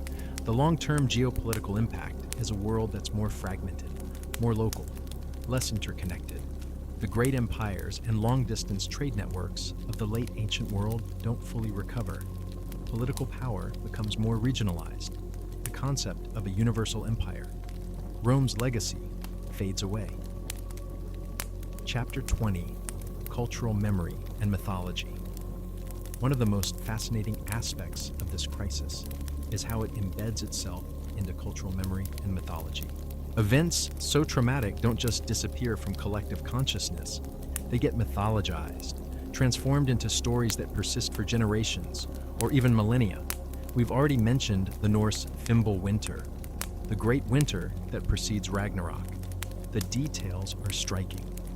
A winter that lasts for 3 years, with no summer between, the sun and moon failing to give light, crops failing, social bonds breaking down, violence and chaos everywhere. Sound familiar? This isn't just random mythology. This is likely a traumatic cultural memory of the 536-545 crisis, passed down through oral tradition and eventually written down in texts like the Poetic Edda. Various apocalyptic traditions in Christianity may also be influenced by the crisis. The book of Revelation was written earlier, but interpretations and expectations about the end times are shaped by lived experience. When people in the 6th century read about the sun being darkened and stars falling from the sky, they're thinking, yes, we've seen this happen. Some scholars argue that Arthurian legends, the stories of King Arthur, Camelot, and the Knights of the Round Table, contain echoes of the post-Roman crisis in Britain. The idealized past of Arthur's kingdom contrasts with the chaotic, plague-ridden present. The once and future king represents hope that the good times might return. Irish and Welsh mythology contains references to great famines and plagues that may be cultural memories of this period. The stories are embellished and mythologized, but the core, society collapsing, massive death, survivors struggling to rebuild, reflects historical reality. Even folktales and fairy tales that seem to have nothing to do with history might contain echoes of crisis. Stories about children abandoned in forests because their parents can't feed them. Hansel and Gretel, anyone, make more sense in the context of widespread famine, tales about plague and death as inevitable visitors, like the Grimm. Reaper figure emerge from societies traumatized by mass mortality. The cultural trauma manifests in changed attitudes and behaviors that persist long after the immediate crisis. People become more fatalistic or less confident in human progress, more focused on the afterlife than on improving the present world. The relative optimism of late Roman civilization gives way to the grimmer worldview of the early medieval period. Art and literature that survives from the post-crisis period shows changed themes. Less focus on earthly glory and achievement, more focus on sin, suffering, redemption, and the transience of life. The plague experience in particular, watching healthy people suddenly die, reinforces the medieval memento mori theme. Remember, you will die. The crisis also shapes religious practice in lasting ways. The cult of saints becomes more important. These are intercessors who might protect you from plague and famine. Pilgrimage traditions develop as people seek divine intervention at holy sites. The construction of reliquaries to house sacred relics reflects a desire for tangible connections to the divine. Interestingly, some cultural memory of the crisis is lost or distorted. Later generations don't always understand why their ancestors did certain things or believed certain things. The trauma fades, but the practices it created persist as tradition whose origins are forgotten. Chapter 21, The Science Behind the Nightmare. Now let's talk about what actually caused this catastrophe, because understanding the science makes the historical experience even more terrifying. We know things that the people living through it couldn't possibly have known. The volcanic eruption that dimmed the sun in 536 CE was massive, Vi6 or possibly Vi7 on the Volcanic Explosivity Index. To put that in context, the 1991 eruption of Mount Pinatubo in the Philippines was V6, and it caused measurable global cooling. The eruption in 536 was likely even larger. The volcano injected millions of tons of sulfur dioxide and ash into the stratosphere. The sulfur dioxide reacts with water vapor to form sulfate aerosols, tiny particles that reflect sunlight back into space. These aerosols spread around the globe, creating a veil that reduces the amount of solar radiation reaching Earth's surface. The result is a volcanic winter, global cooling that persists for months or years until the particles settle out of the atmosphere. Temperatures drop by several degrees Celsius globally. This might not sound like much, but it's enough to cause widespread crop failures and disrupt weather patterns worldwide. Tree ring data from this period shows stunted growth across multiple continents. Ice cores from Greenland and Antarctica preserve evidence of the volcanic particles. Swiss and Swedish lakes have sediment layers showing reduced organic material, evidence that ecosystems were stressed. The scientific evidence is unambiguous. Something catastrophic happened to the global climate in 536 CE. Scientists debate which volcano was responsible. Leading candidates include Iceland's volcanic systems, tropical volcanoes in Central America or Indonesia, or possibly multiple eruptions occurring close together. The exact location matters less than the global impact. Then just when conditions are starting to recover after another major eruption occurs in 539 or 540 CE, and possibly another in 543 CE. It's like nature decided one apocalyptic volcanic eruption wasn't enough and decided to run a multi-volume series. The plague that arrives in 541 CE is caused by Yersinia pestis, the same bacterium that causes bubonic plague. Modern genetic analysis of plague DNA from this period confirms it's the same strain that will return as the Black Death in the 14th century. The bacterium lives in populations of rodents and is transmitted by fleas. When infected fleas bite humans, the bacteria enter the bloodstream and migrate to lymph nodes, causing the characteristic buboes, swellings. Without antibiotic treatment, mortality rate is 50-60% for bubonic plague and nearly 100% for pneumonic plague, when it infects the lungs and spreads person to person. The connection between volcanic winter and plague isn't direct, but it's probable. Malnutrition weakens immune systems, making people more vulnerable to infection. Social chaos and population movements, people fleeing famine areas, help spread the disease. Crowded, unsanitary conditions in cities favor flea populations. It's a perfect storm of factors that allow the plague to spread with devastating efficiency. Modern epidemiological modeling suggests the plague of Justinian killed 25-50 million people in the Mediterranean world alone. Global deaths, including regions we have less information about, might have been even higher. It's one of the deadliest pandemic events in human history, comparable to the Black Death and the 1918 influenza pandemic. The fascinating and terrifying thing is how interconnected these disasters are. Volcanic eruption causes climate change, which causes agricultural failure, which causes famine and social disruption, which creates conditions for plague to spread, which kills millions, which causes civilizational collapse, which makes recovery from all the other problems nearly impossible. It's a cascading system failure. Chapter 22. How people actually survived. Okay, so we've spent a lot of time on how terrible everything was. But here's the thing, some people survived. If nobody had survived, we wouldn't be here having this conversation. So let's talk about survival strategies. What actually worked for the people who made it through. First, geography mattered enormously. If you lived in a region that was less affected by the climate change, some areas got hit harder than others. Your odds were better. If you lived in a less populated rural area rather than a dense city where plague spread rapidly, you had better odds. If you lived somewhere with diverse food sources rather than depending on a single crop, you had better odds. Social connections were crucial. People who had extended family networks, strong community ties, or membership in organizations like trade guilds or religious communities survived at higher rates. When you couldn't make it alone, you needed people who'd help you. The isolated and socially disconnected died first.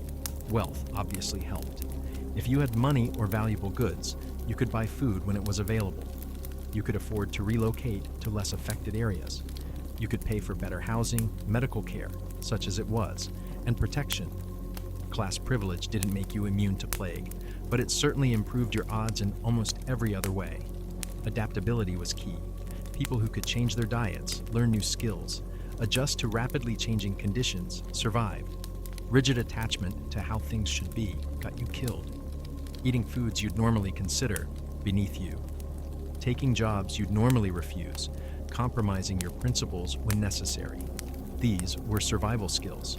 Some people survived by getting rural and small scale. They abandoned cities and larger settlements, moved to isolated areas, and focused on subsistence farming with minimal interaction with others. This isolation provided some protection from plague and from the social chaos of collapsed urban areas. Hoarding and planning ahead helped. People who had stored food before the crisis, who had prepared for hard times, even if they couldn't predict how hard, had resources to fall back on.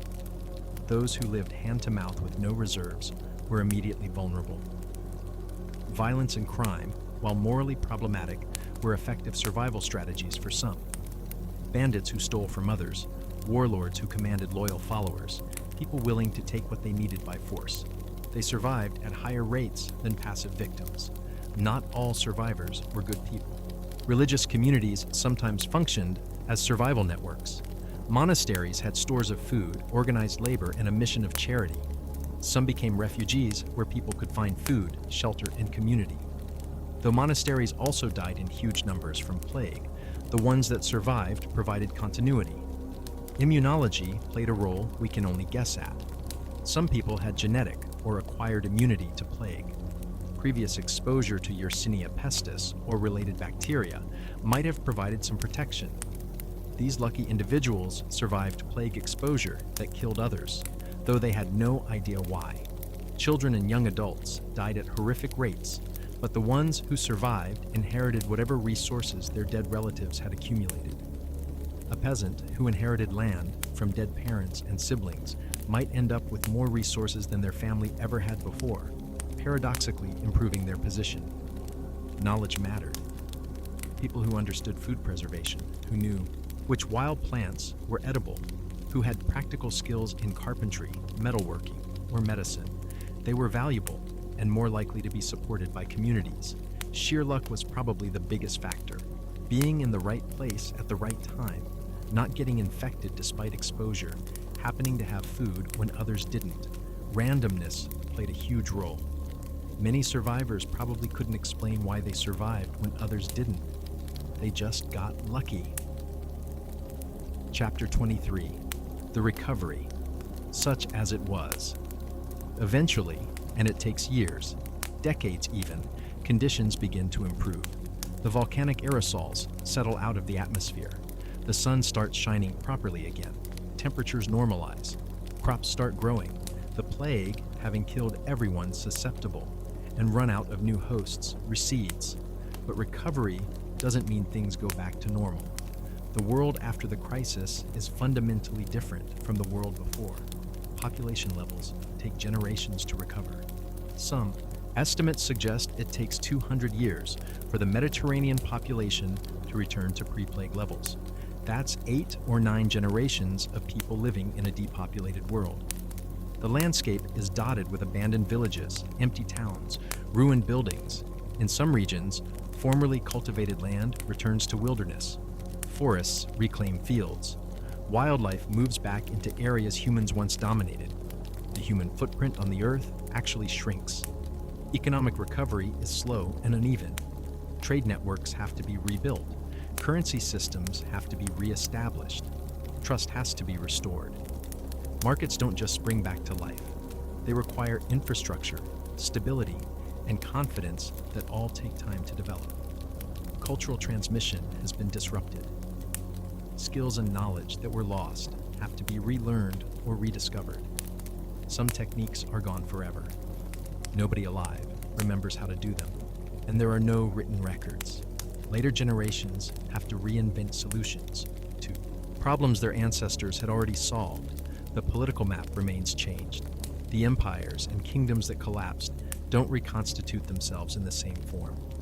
New powers emerge. Different ethnic groups dominate different regions. The crisis is a historical inflection point where the ancient world ends and the medieval world begins. Psychologically, societies carry trauma for generations. People who lived through the crisis tell horror stories to their children and grandchildren.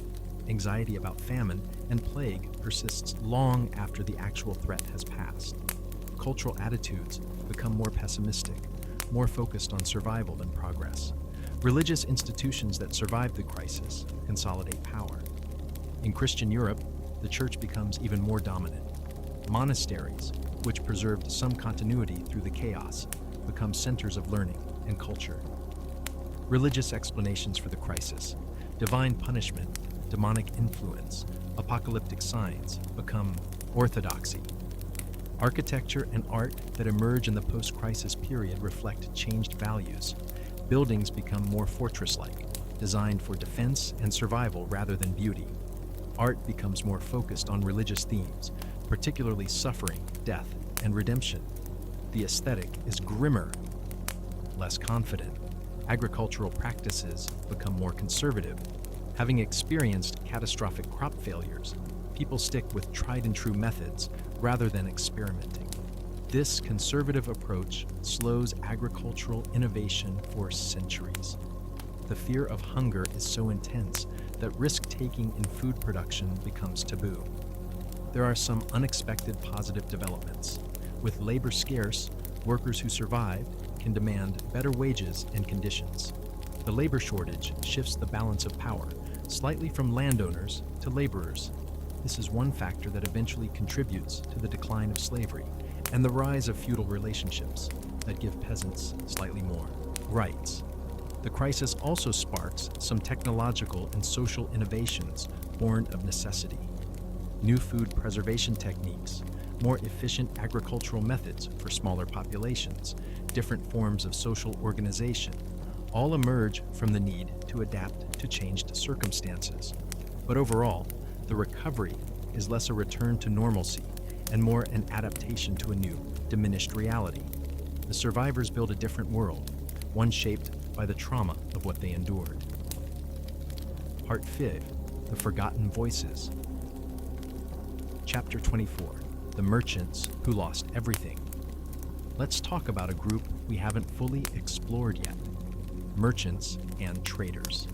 In the 6th century, these are the people who keep the world connected. They moved goods from China to Constantinople, from Britain to North Africa, from India to Arabia. They're the lifeblood of the economy, the people who make sure silk reaches Rome and spices reach Scandinavia. And the crisis of 546-545 destroys them utterly. Imagine you're a merchant in Alexandria, one of the great trading hubs of the Mediterranean. You've spent years, maybe decades, building your business. You know people in every major port, from Antioch to Carthage. You've invested your life savings in a cargo of Egyptian grain headed for Constantinople, where you know you can sell it for a handsome profit. Then the sun dims, temperatures drop. Your cargo of grain suddenly becomes worth 10 times what you paid for it. You're thrilled at first. This is the opportunity of a lifetime. But then you realize, if grain is this valuable here, it's valuable everywhere. Cities are buying up every kernel they can find. Export restrictions are being imposed. Your cargo gets confiscated by government officials before you can sell it. Requisitioned for the public good, with a promise of payment that will never come. Or maybe you're a silk merchant on the Silk Road, that legendary network of trade routes connecting East and West.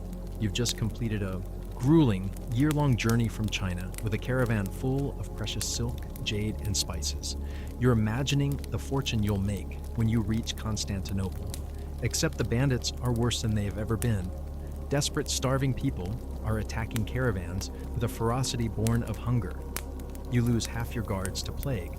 The mountain passes are blocked by unseasonable snow. When you finally reach what should be a prosperous trading city, it's half empty. The markets are closed, and the few potential buyers left don't have money. They have bread, and they're not trading it for silk. The fundamental equation of trade has broken down. You need surplus goods, stable transportation routes, and people with disposable income. The crisis eliminates all three. Long-distance trade collapses first. The Silk Road sees dramatically reduced traffic. Ships sit idle in harbors because there's no cargo to carry and nowhere to sell it. The merchant class, which has been growing, wealthier and more powerful for centuries, suddenly finds its entire business model obsolete. Your warehouse full of valuable goods becomes worthless overnight. That fine pottery from Gaul. Nobody wants it. They want food. That beautiful glassware from Syria. Useless. Those expensive dyes and fabrics? Meaningless when everyone's wearing rags anyway. You're sitting on what should be a fortune, and you can't trade any of it for a loaf of bread. The infrastructure of trade falls apart. The caravanserais, those way stations along trade routes where merchants could rest, resupply, and stable their animals, close down or become bandit hideouts. The agents and brokers in various cities who facilitate deals die in the plague. The complex credit and banking systems that allow merchants to operate across vast distances break down when half the people involved are dead. Letters of credit become worthless. You're holding documents promising payment from a merchant in Damascus. But that merchant is dead, his business collapsed, his warehouse looted. The sophisticated financial instruments that enabled Mediterranean trade are just pieces of parchment now. Some merchants try to pivot. You start trading in food instead of luxury goods, but you're competing with everyone else who had the same idea, and the profit margins are razor thin when everyone's desperate. Plus, government price controls and confiscations make even food trading risky and unprofitable. The social status of merchants plummets.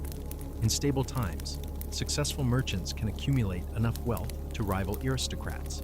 They marry into noble families, build impressive houses, sponsor public works.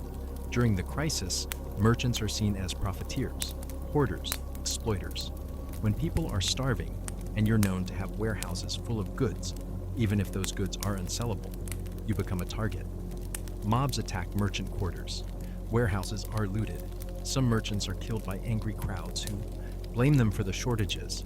Your professional knowledge becomes obsolete. You spent years learning trade routes, memorizing prices, building relationships, understanding market dynamics. None of that matters anymore. The markets don't function. The routes are impassable. Your contacts are dead. Your expertise is worthless. Insurance and risk-spreading mechanisms fail. Merchants typically spread risk by investing in multiple ventures, partnering with other merchants, joining trading consortiums. But when every venture fails simultaneously, diversification doesn't help. You lose everything because everyone loses everything. Some merchant families that have been in business for generations simply cease to exist. The son who was supposed to inherit the family business dies in the plague. The daughter who married into a merchant family in another city and served as a business connection is dead. The apprentices who were learning the trade are dead. There's nobody to pass the business. 2, no next generation to carry on. For those merchants who survive, the trauma fundamentally changes their approach to business.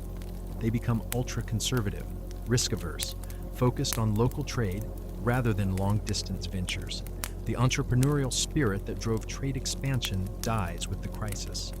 The recovery of trade takes generations. When commerce finally begins to revive, it's different. New trade routes have emerged. Different goods are valued. New merchant families have risen while old ones are forgotten. The vibrant, confident mercantile culture of the pre-crisis period is replaced by something more cautious, more local, less ambitious. Chapter 25, The Soldiers Who Couldn't Fight. Now, let's talk about soldiers and warriors, because military institutions face their own unique catastrophes during this period. You're a soldier in the Byzantine army, part of Belisarius's force that's been successfully reconquering Italy from the Ostrogoths. You've been winning. The dream of restoring the Roman Empire seems achievable. Your general is brilliant. Your army is well trained and disciplined, and you're fighting for something meaningful.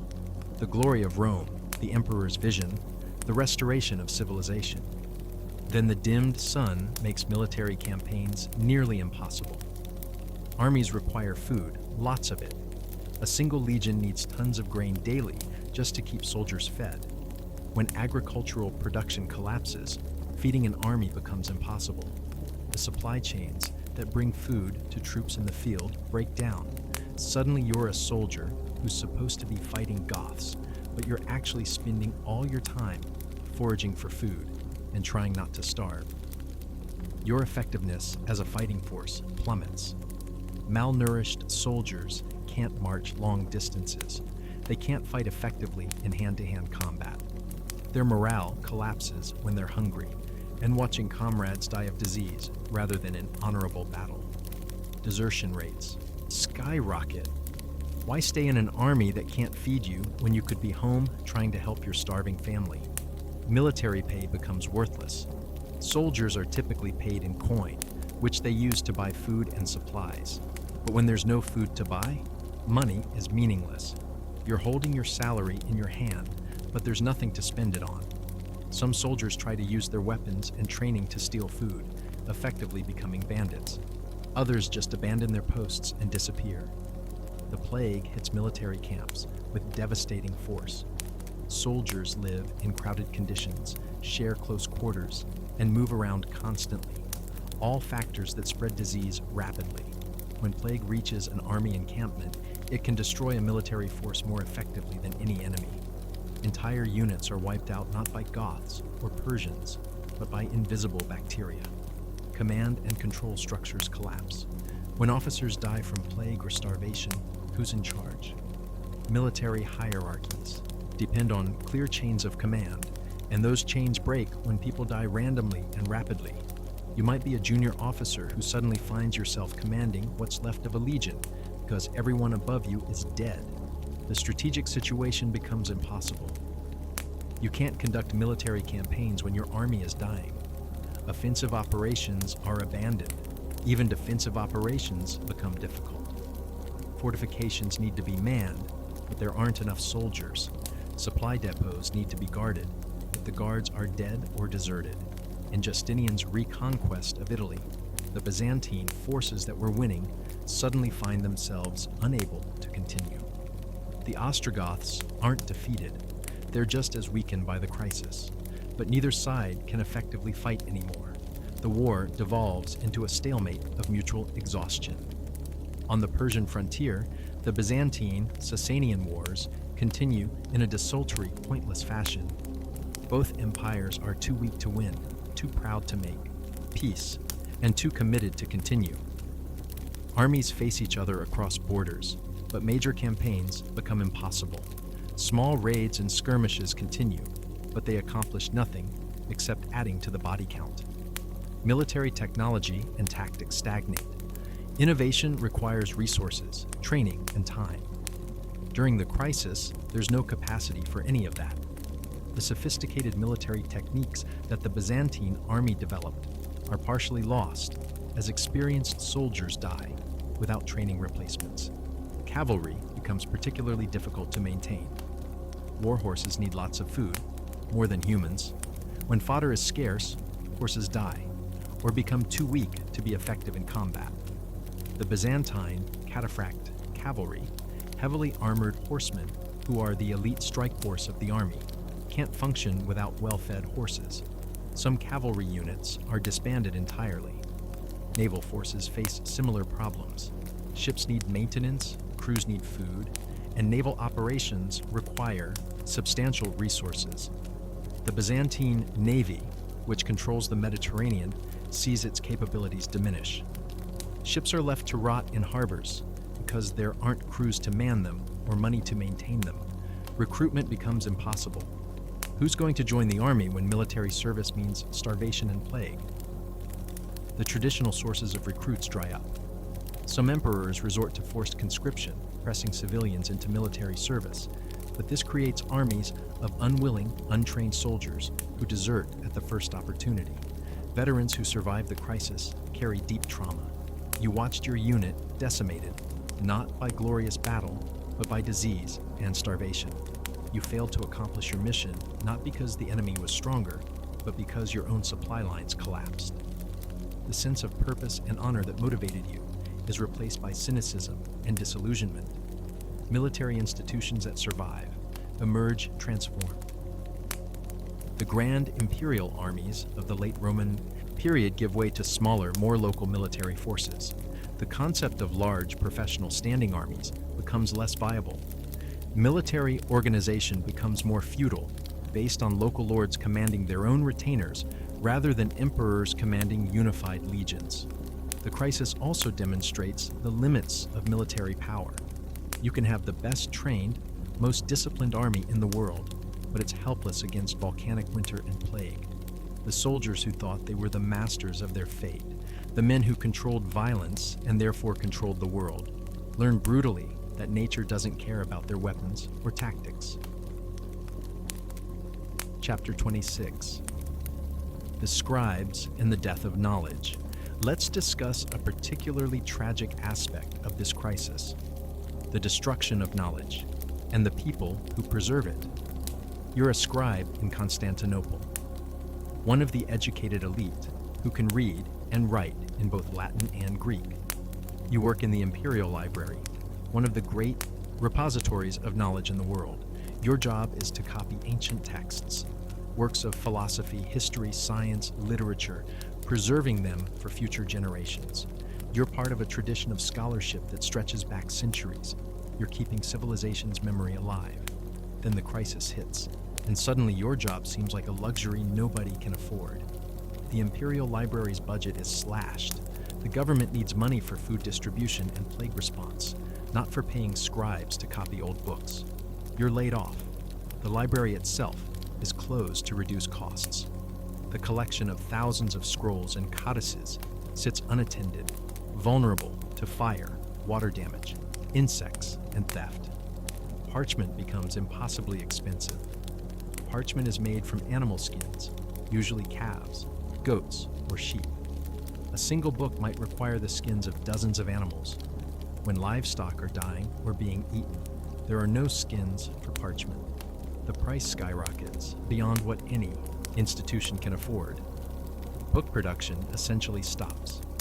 The scholars and intellectuals who might commission book copying are dying, fleeing, or too impoverished to pay for such services.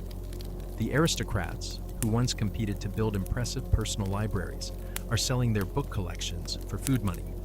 Books are valuable, but they're valuable for the parchment that can be scraped clean and reused, not for the knowledge they contain. Palimpsests become common. Manuscripts, where the original text is scraped off and new text written over it. Later scholars will weep when they discover that priceless ancient texts were erased to make room for mundane records or religious texts. But during the crisis, saving parchment makes more sense than saving knowledge. Some texts survive only in single copies. When that copy is destroyed, by fire, water decay, or deliberate erasure, the knowledge is lost forever. How many works of ancient philosophy, lost plays of Sophocles, historical chronicles, scientific treatises, and literary masterpieces vanish during this period? We'll never know because we don't know what we've lost. The educational system collapses. Schools close, teachers die, or abandon their profession. The transmission of literacy from one generation to the next is disrupted. In some regions, literacy rates drop to near zero. The ability to read and write becomes a rare, specialized skill rather than a common accomplishment among the educated class. You, assuming you survived, might try to continue your work independently. You gather the materials you can find: scraps of parchment, makeshift ink, a quiet corner where you can work.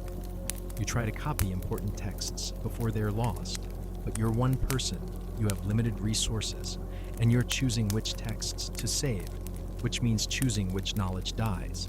The psychological burden is immense. You know that texts you can't save will be lost forever.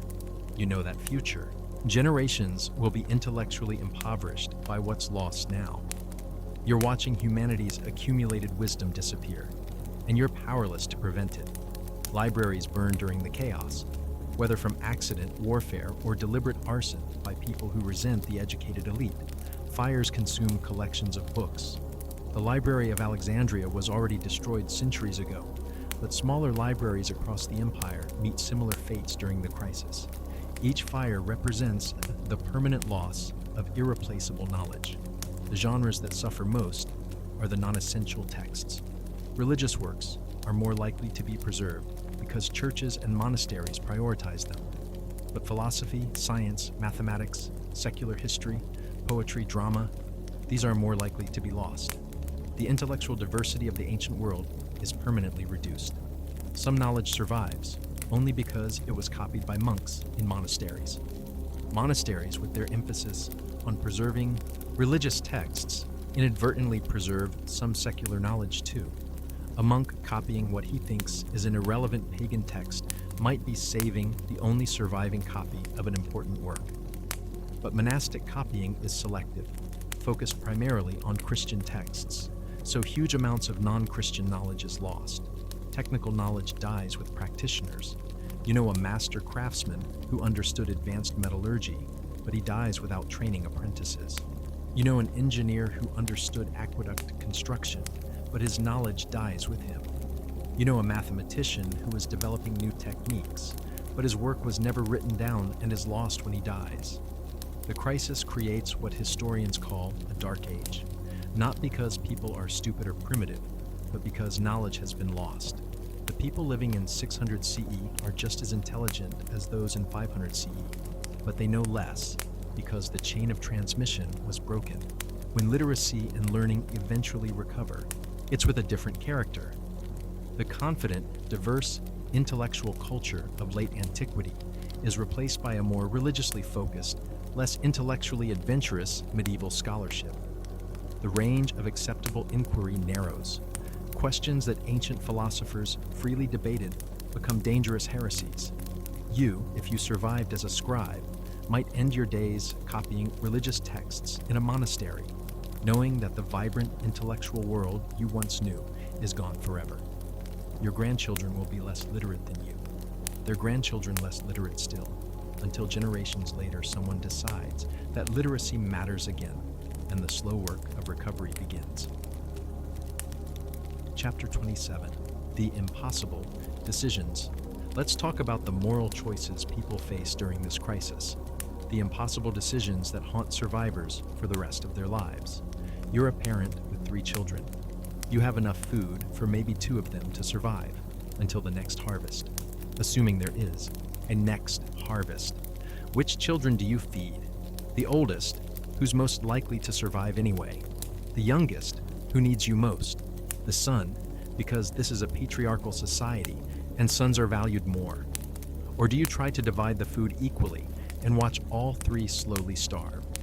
Some parents make the agonizing choice to abandon children they can't feed, leaving infants at church doors or in public places, hoping someone else can care for them. You know, rationally, that nobody else can care for them either. You know you're probably sending your child to die, but maybe, just maybe, someone will have resources you don't. The guilt of this choice is crushing and permanent. You're an adult child with elderly parents who can no longer work. They need care, but caring for them means less food for your own children. Do you let your parents starve to save your children? Do you share equally and risk everyone dying? Some people make the cold calculation that the old have their time and children are the future.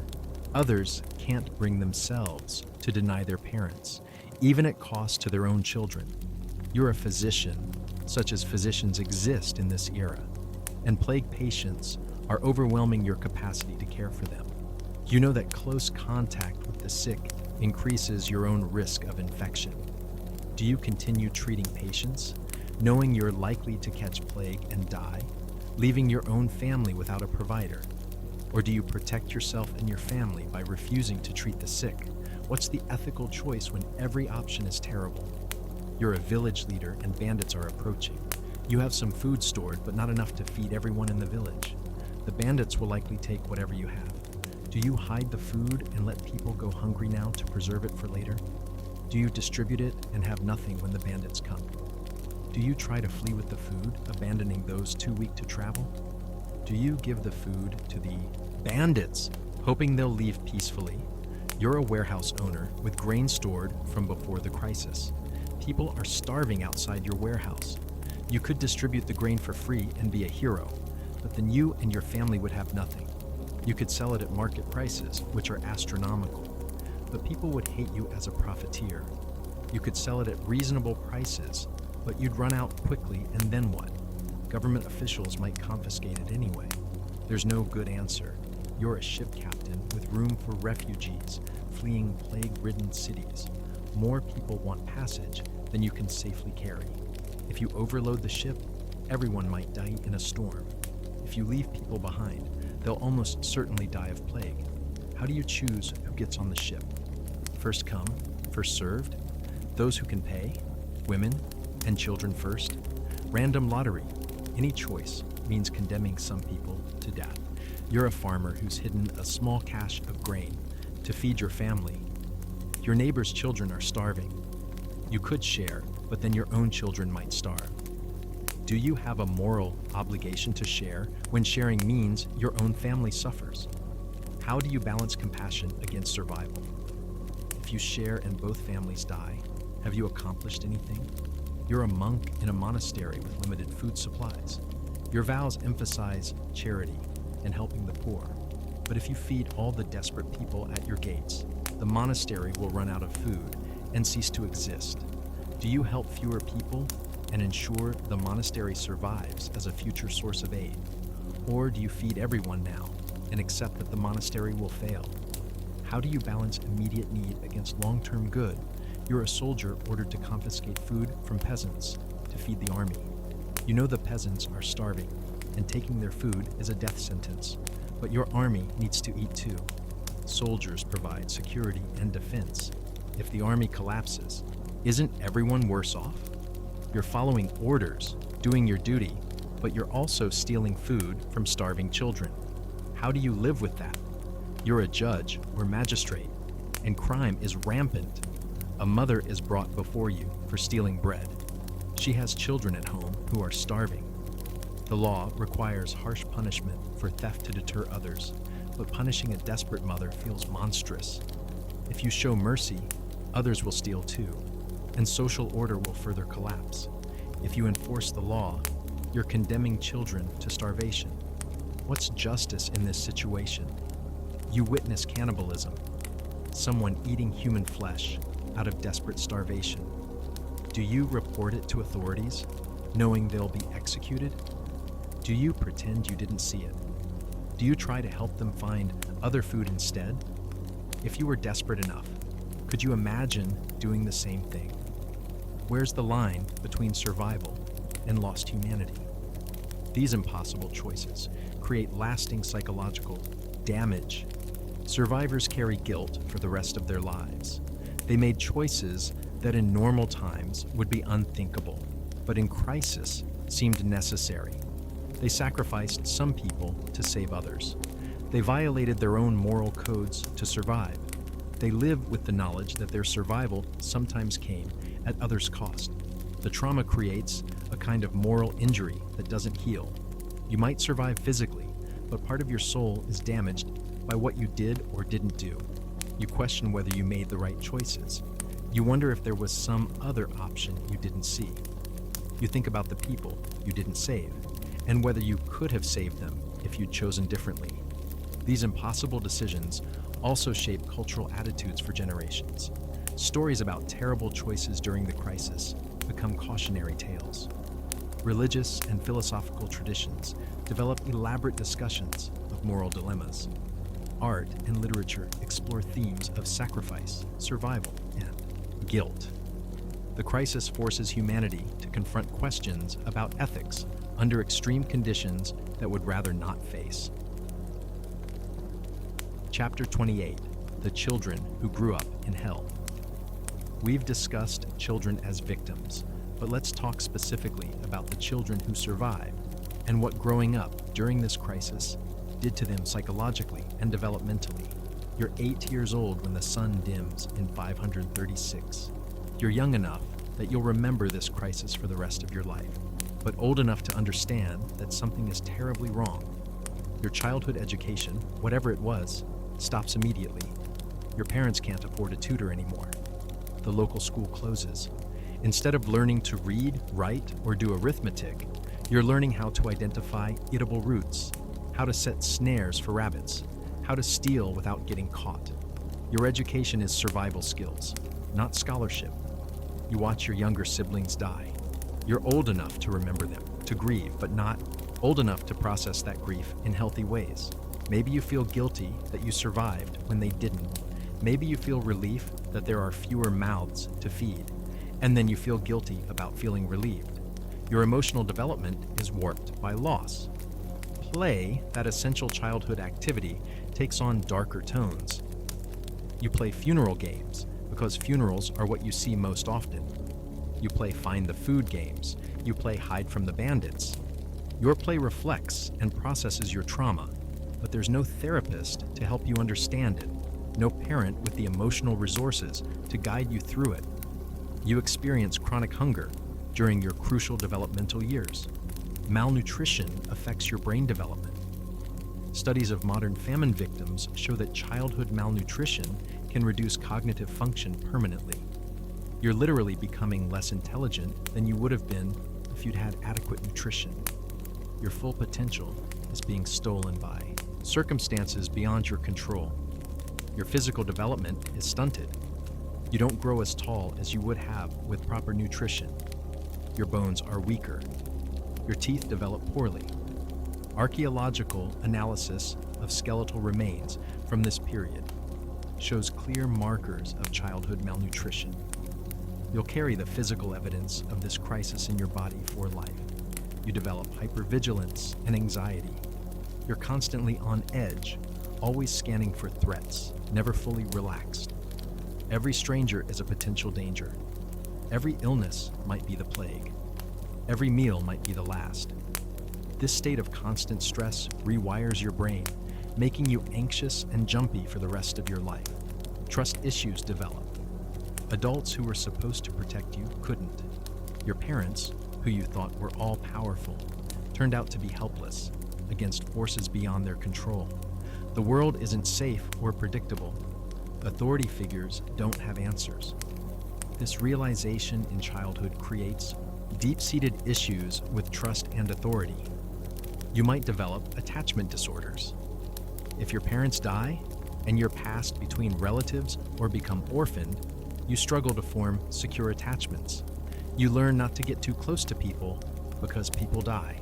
This affects your relationships for life. You struggle to bond with your own children, to trust romantic partners, to form deep friendships. Your moral development is shaped by watching adults make terrible choices. You see your parents choose between children. You see neighbors steal from each other. You see religious leaders unable to explain why God allows this suffering. The clear moral framework you were being taught collapses. You develop a more cynical, pragmatic morality based on survival rather than abstract principles. Educational gaps are permanent. You never learn to read or write. You never learn basic mathematics. The knowledge that would have been passed to you is gone because the people who would have taught you are dead or too busy surviving. You'll be functionally illiterate for life, limiting your opportunities and social mobility. You experience parentification, being forced to take on adult responsibilities too young. At age 10, you're working full-time, caring for younger siblings, making life or death decisions. You never get to be a child. You skip from childhood directly to adulthood with no adolescence. This robs you of normal development and creates psychological issues. Trauma bonding occurs with other survivor children. You form intense relationships with other kids who went through the same experiences. These bonds can be powerful and positive, providing mutual support, but they can also be unhealthy, reinforcing trauma rather than healing from it. You develop a scarcity mindset that never goes away. Even decades later, when conditions improve, you hoard food. You can't throw anything away because what if you need it later? You can't trust that resources will be available. This Depression-era mentality affects how you live the rest of your life.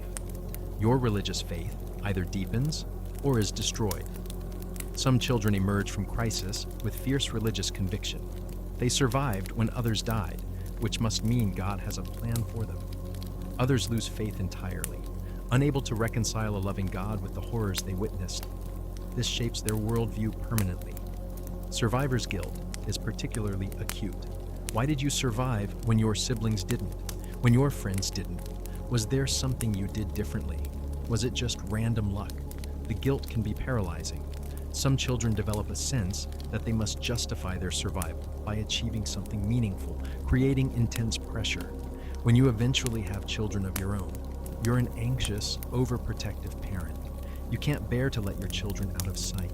You hoard food obsessively to ensure they never go hungry.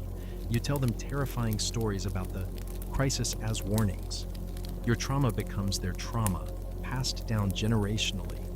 Your expectations for life are fundamentally lowered. You don't dream big dreams or have ambitious plans. Survival is enough. Making it through another day is an accomplishment. This conservative, risk-averse mindset affects your entire life trajectory and the opportunities you pursue.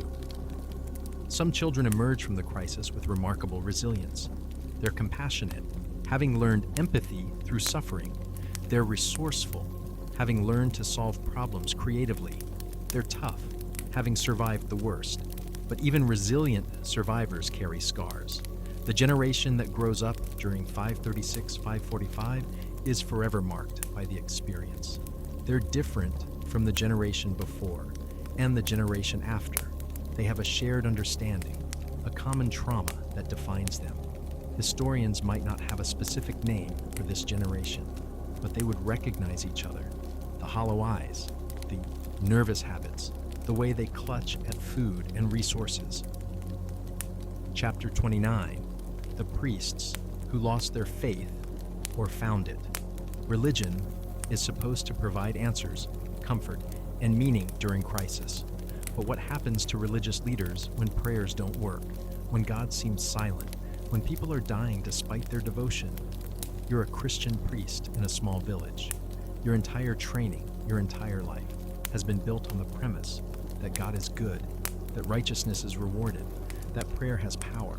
You've told your congregation these things with absolute confidence.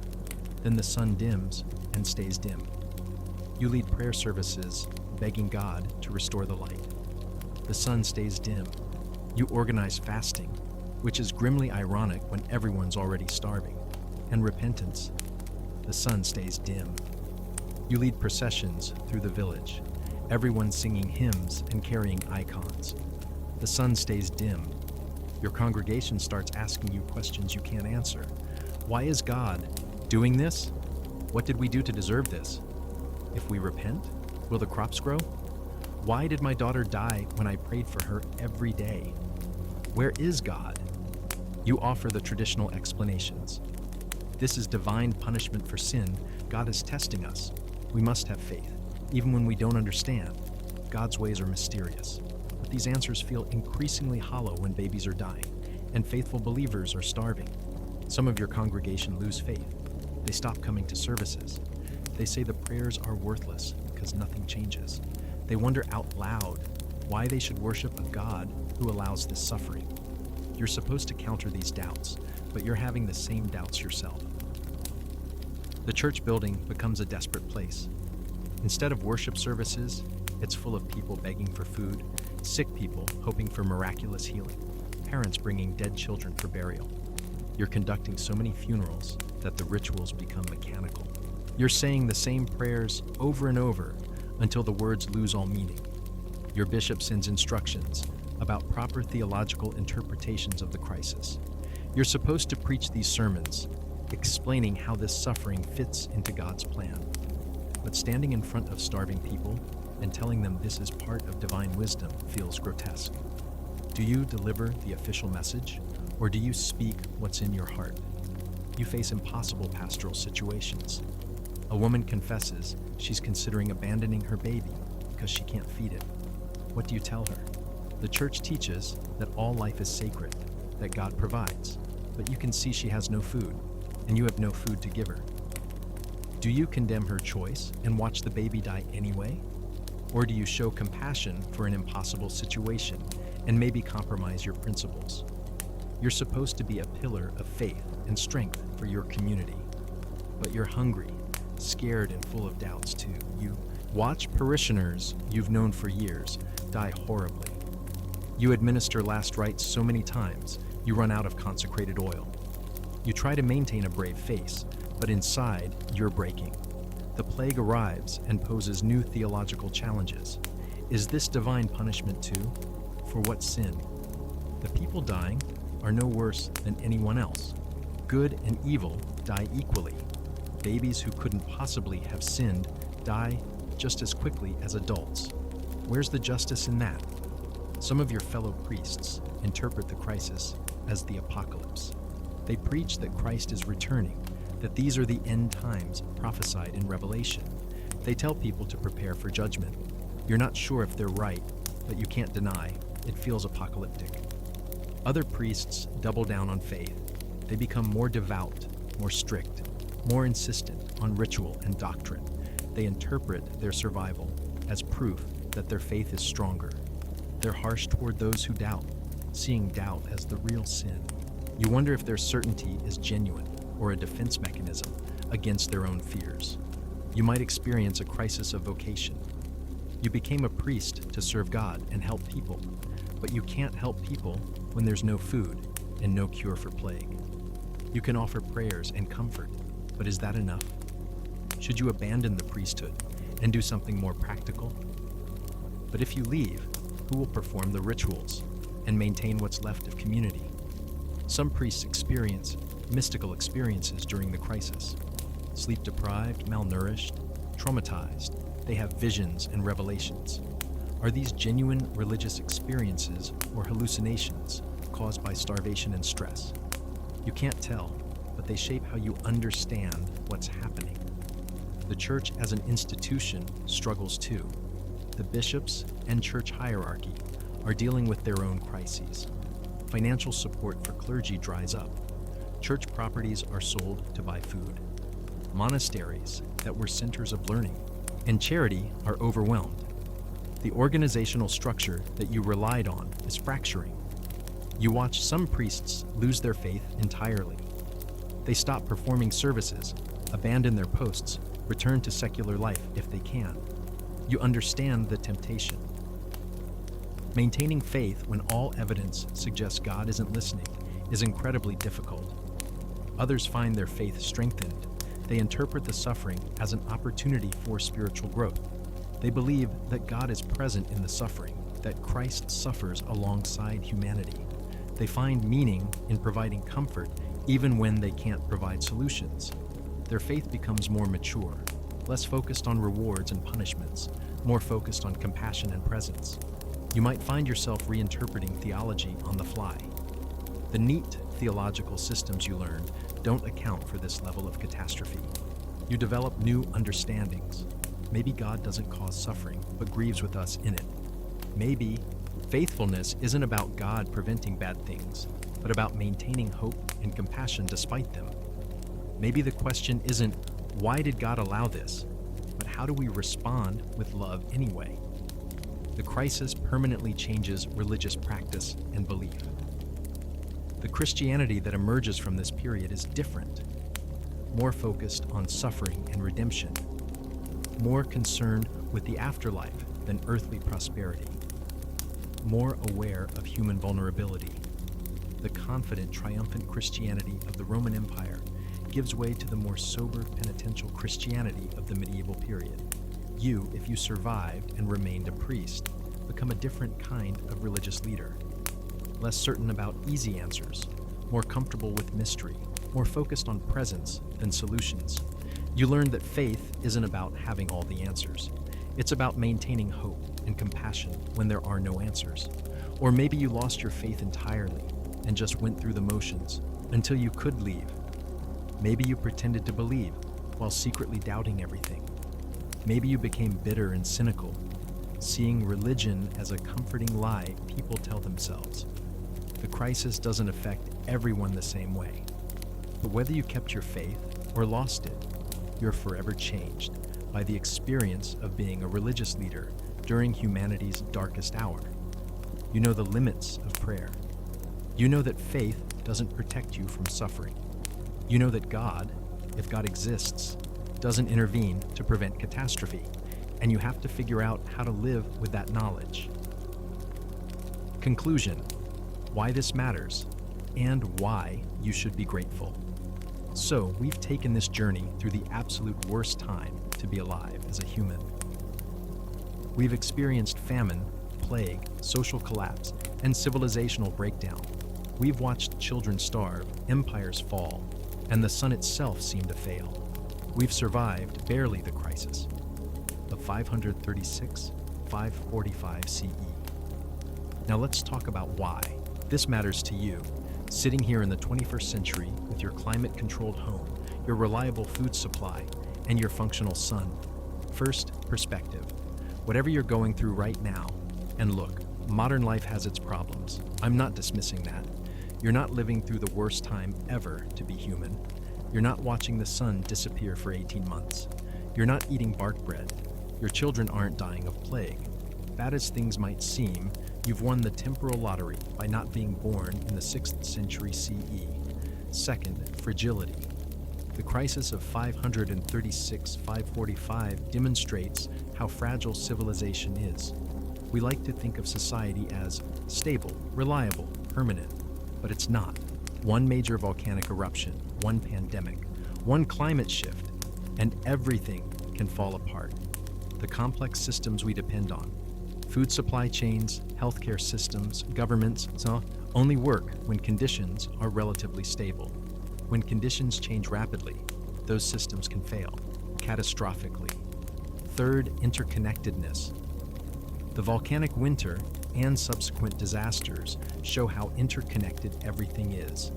Climate affects agriculture, affects nutrition, affects disease, susceptibility, affects social stability, affects political systems, affects culture.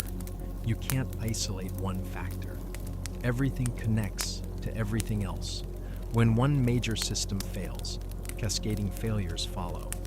Fourth, human resilience. Despite everything, and I mean everything, humanity survived. People adapted, persevered, rebuilt. The survivors of the crisis weren't superheroes. They were ordinary people who kept going despite impossible circumstances. There's something simultaneously humbling and inspiring about that. Fifth, the importance of knowledge. The people living through the crisis had no idea what was happening. They couldn't see the volcanic aerosols or understand disease transmission or predict climate patterns. They were trying to solve problems with incomplete information and incorrect theories. We, with our scientific knowledge, can understand what happened and potentially prevent or mitigate similar disasters. Knowledge is power, and ignorance is dangerous. Sixth, appreciation. When you wake up tomorrow morning and the sun is shining normally, appreciate that. When you open your refrigerator and there's food, appreciate that. When you turn on a tap and clean water comes out, appreciate that. When you take medicine that actually works, appreciate that. When you live in a society with functioning institutions, appreciate that. These things aren't guaranteed. They're achievements of civilization, and they can be lost. The crisis of 536-545 CE was a near extinction event for human civilization. Not for the species. We're resilient enough that total extinction would require something truly catastrophic, but for the complex civilizations humans had built. And while we survived, the cost was staggering. Millions died. Empires fell. Knowledge was lost. Culture was traumatized. It took centuries to fully recover. So the next time you're having a bad day, remember, at least the sun came up this morning. At least you probably ate something today. At least you're not living through the volcanic winter of 536 CE, watching your world literally darken while crops fail, and plague spreads and civilization collapses around you. History is full of terrible times, wars, famines, plagues, disasters. Humanity has endured countless catastrophes. But if we had to pick one period, one specific stretch of years, when being alive was objectively the worst deal you could possibly get, it would be those dark years from 536 to 545 CE. The people who lived through it didn't have the luxury of historical perspective. They couldn't know that conditions would eventually improve, that the sun would shine again, that humanity would survive and rebuild. They just had to endure, day by day, hoping that tomorrow might be slightly less terrible than today. We, looking back with the clarity of hindsight and the tools of modern science, can see the full scope of what happened. We can understand the causes, track the effects, and measure the consequences. And we can be grateful, deeply, profoundly grateful, that we weren't born into that nightmare. So here's your homework. Go appreciate something about the modern world. Thank a farmer for growing food. Thank a utility worker for keeping the lights on. Thank a healthcare worker for knowing how diseases actually spread. Thank the universe for volcanic eruptions that happen rarely enough that civilization can exist. And maybe, just maybe, think about how fragile all of this is, how quickly things can fall apart, how important it is to maintain the systems and institutions and knowledge that keep civilization functioning. Because the alternative, the world of 536545 CE, is worse than most of us can imagine. That was the worst time ever to be alive as a human. We survived it barely as a species. Let's try not to create another one. Now, if you'll excuse me, I'm going to go stand outside and appreciate the sun, eat some food that isn't bark bread, and be very, very grateful for modern medicine. I suggest you do the same.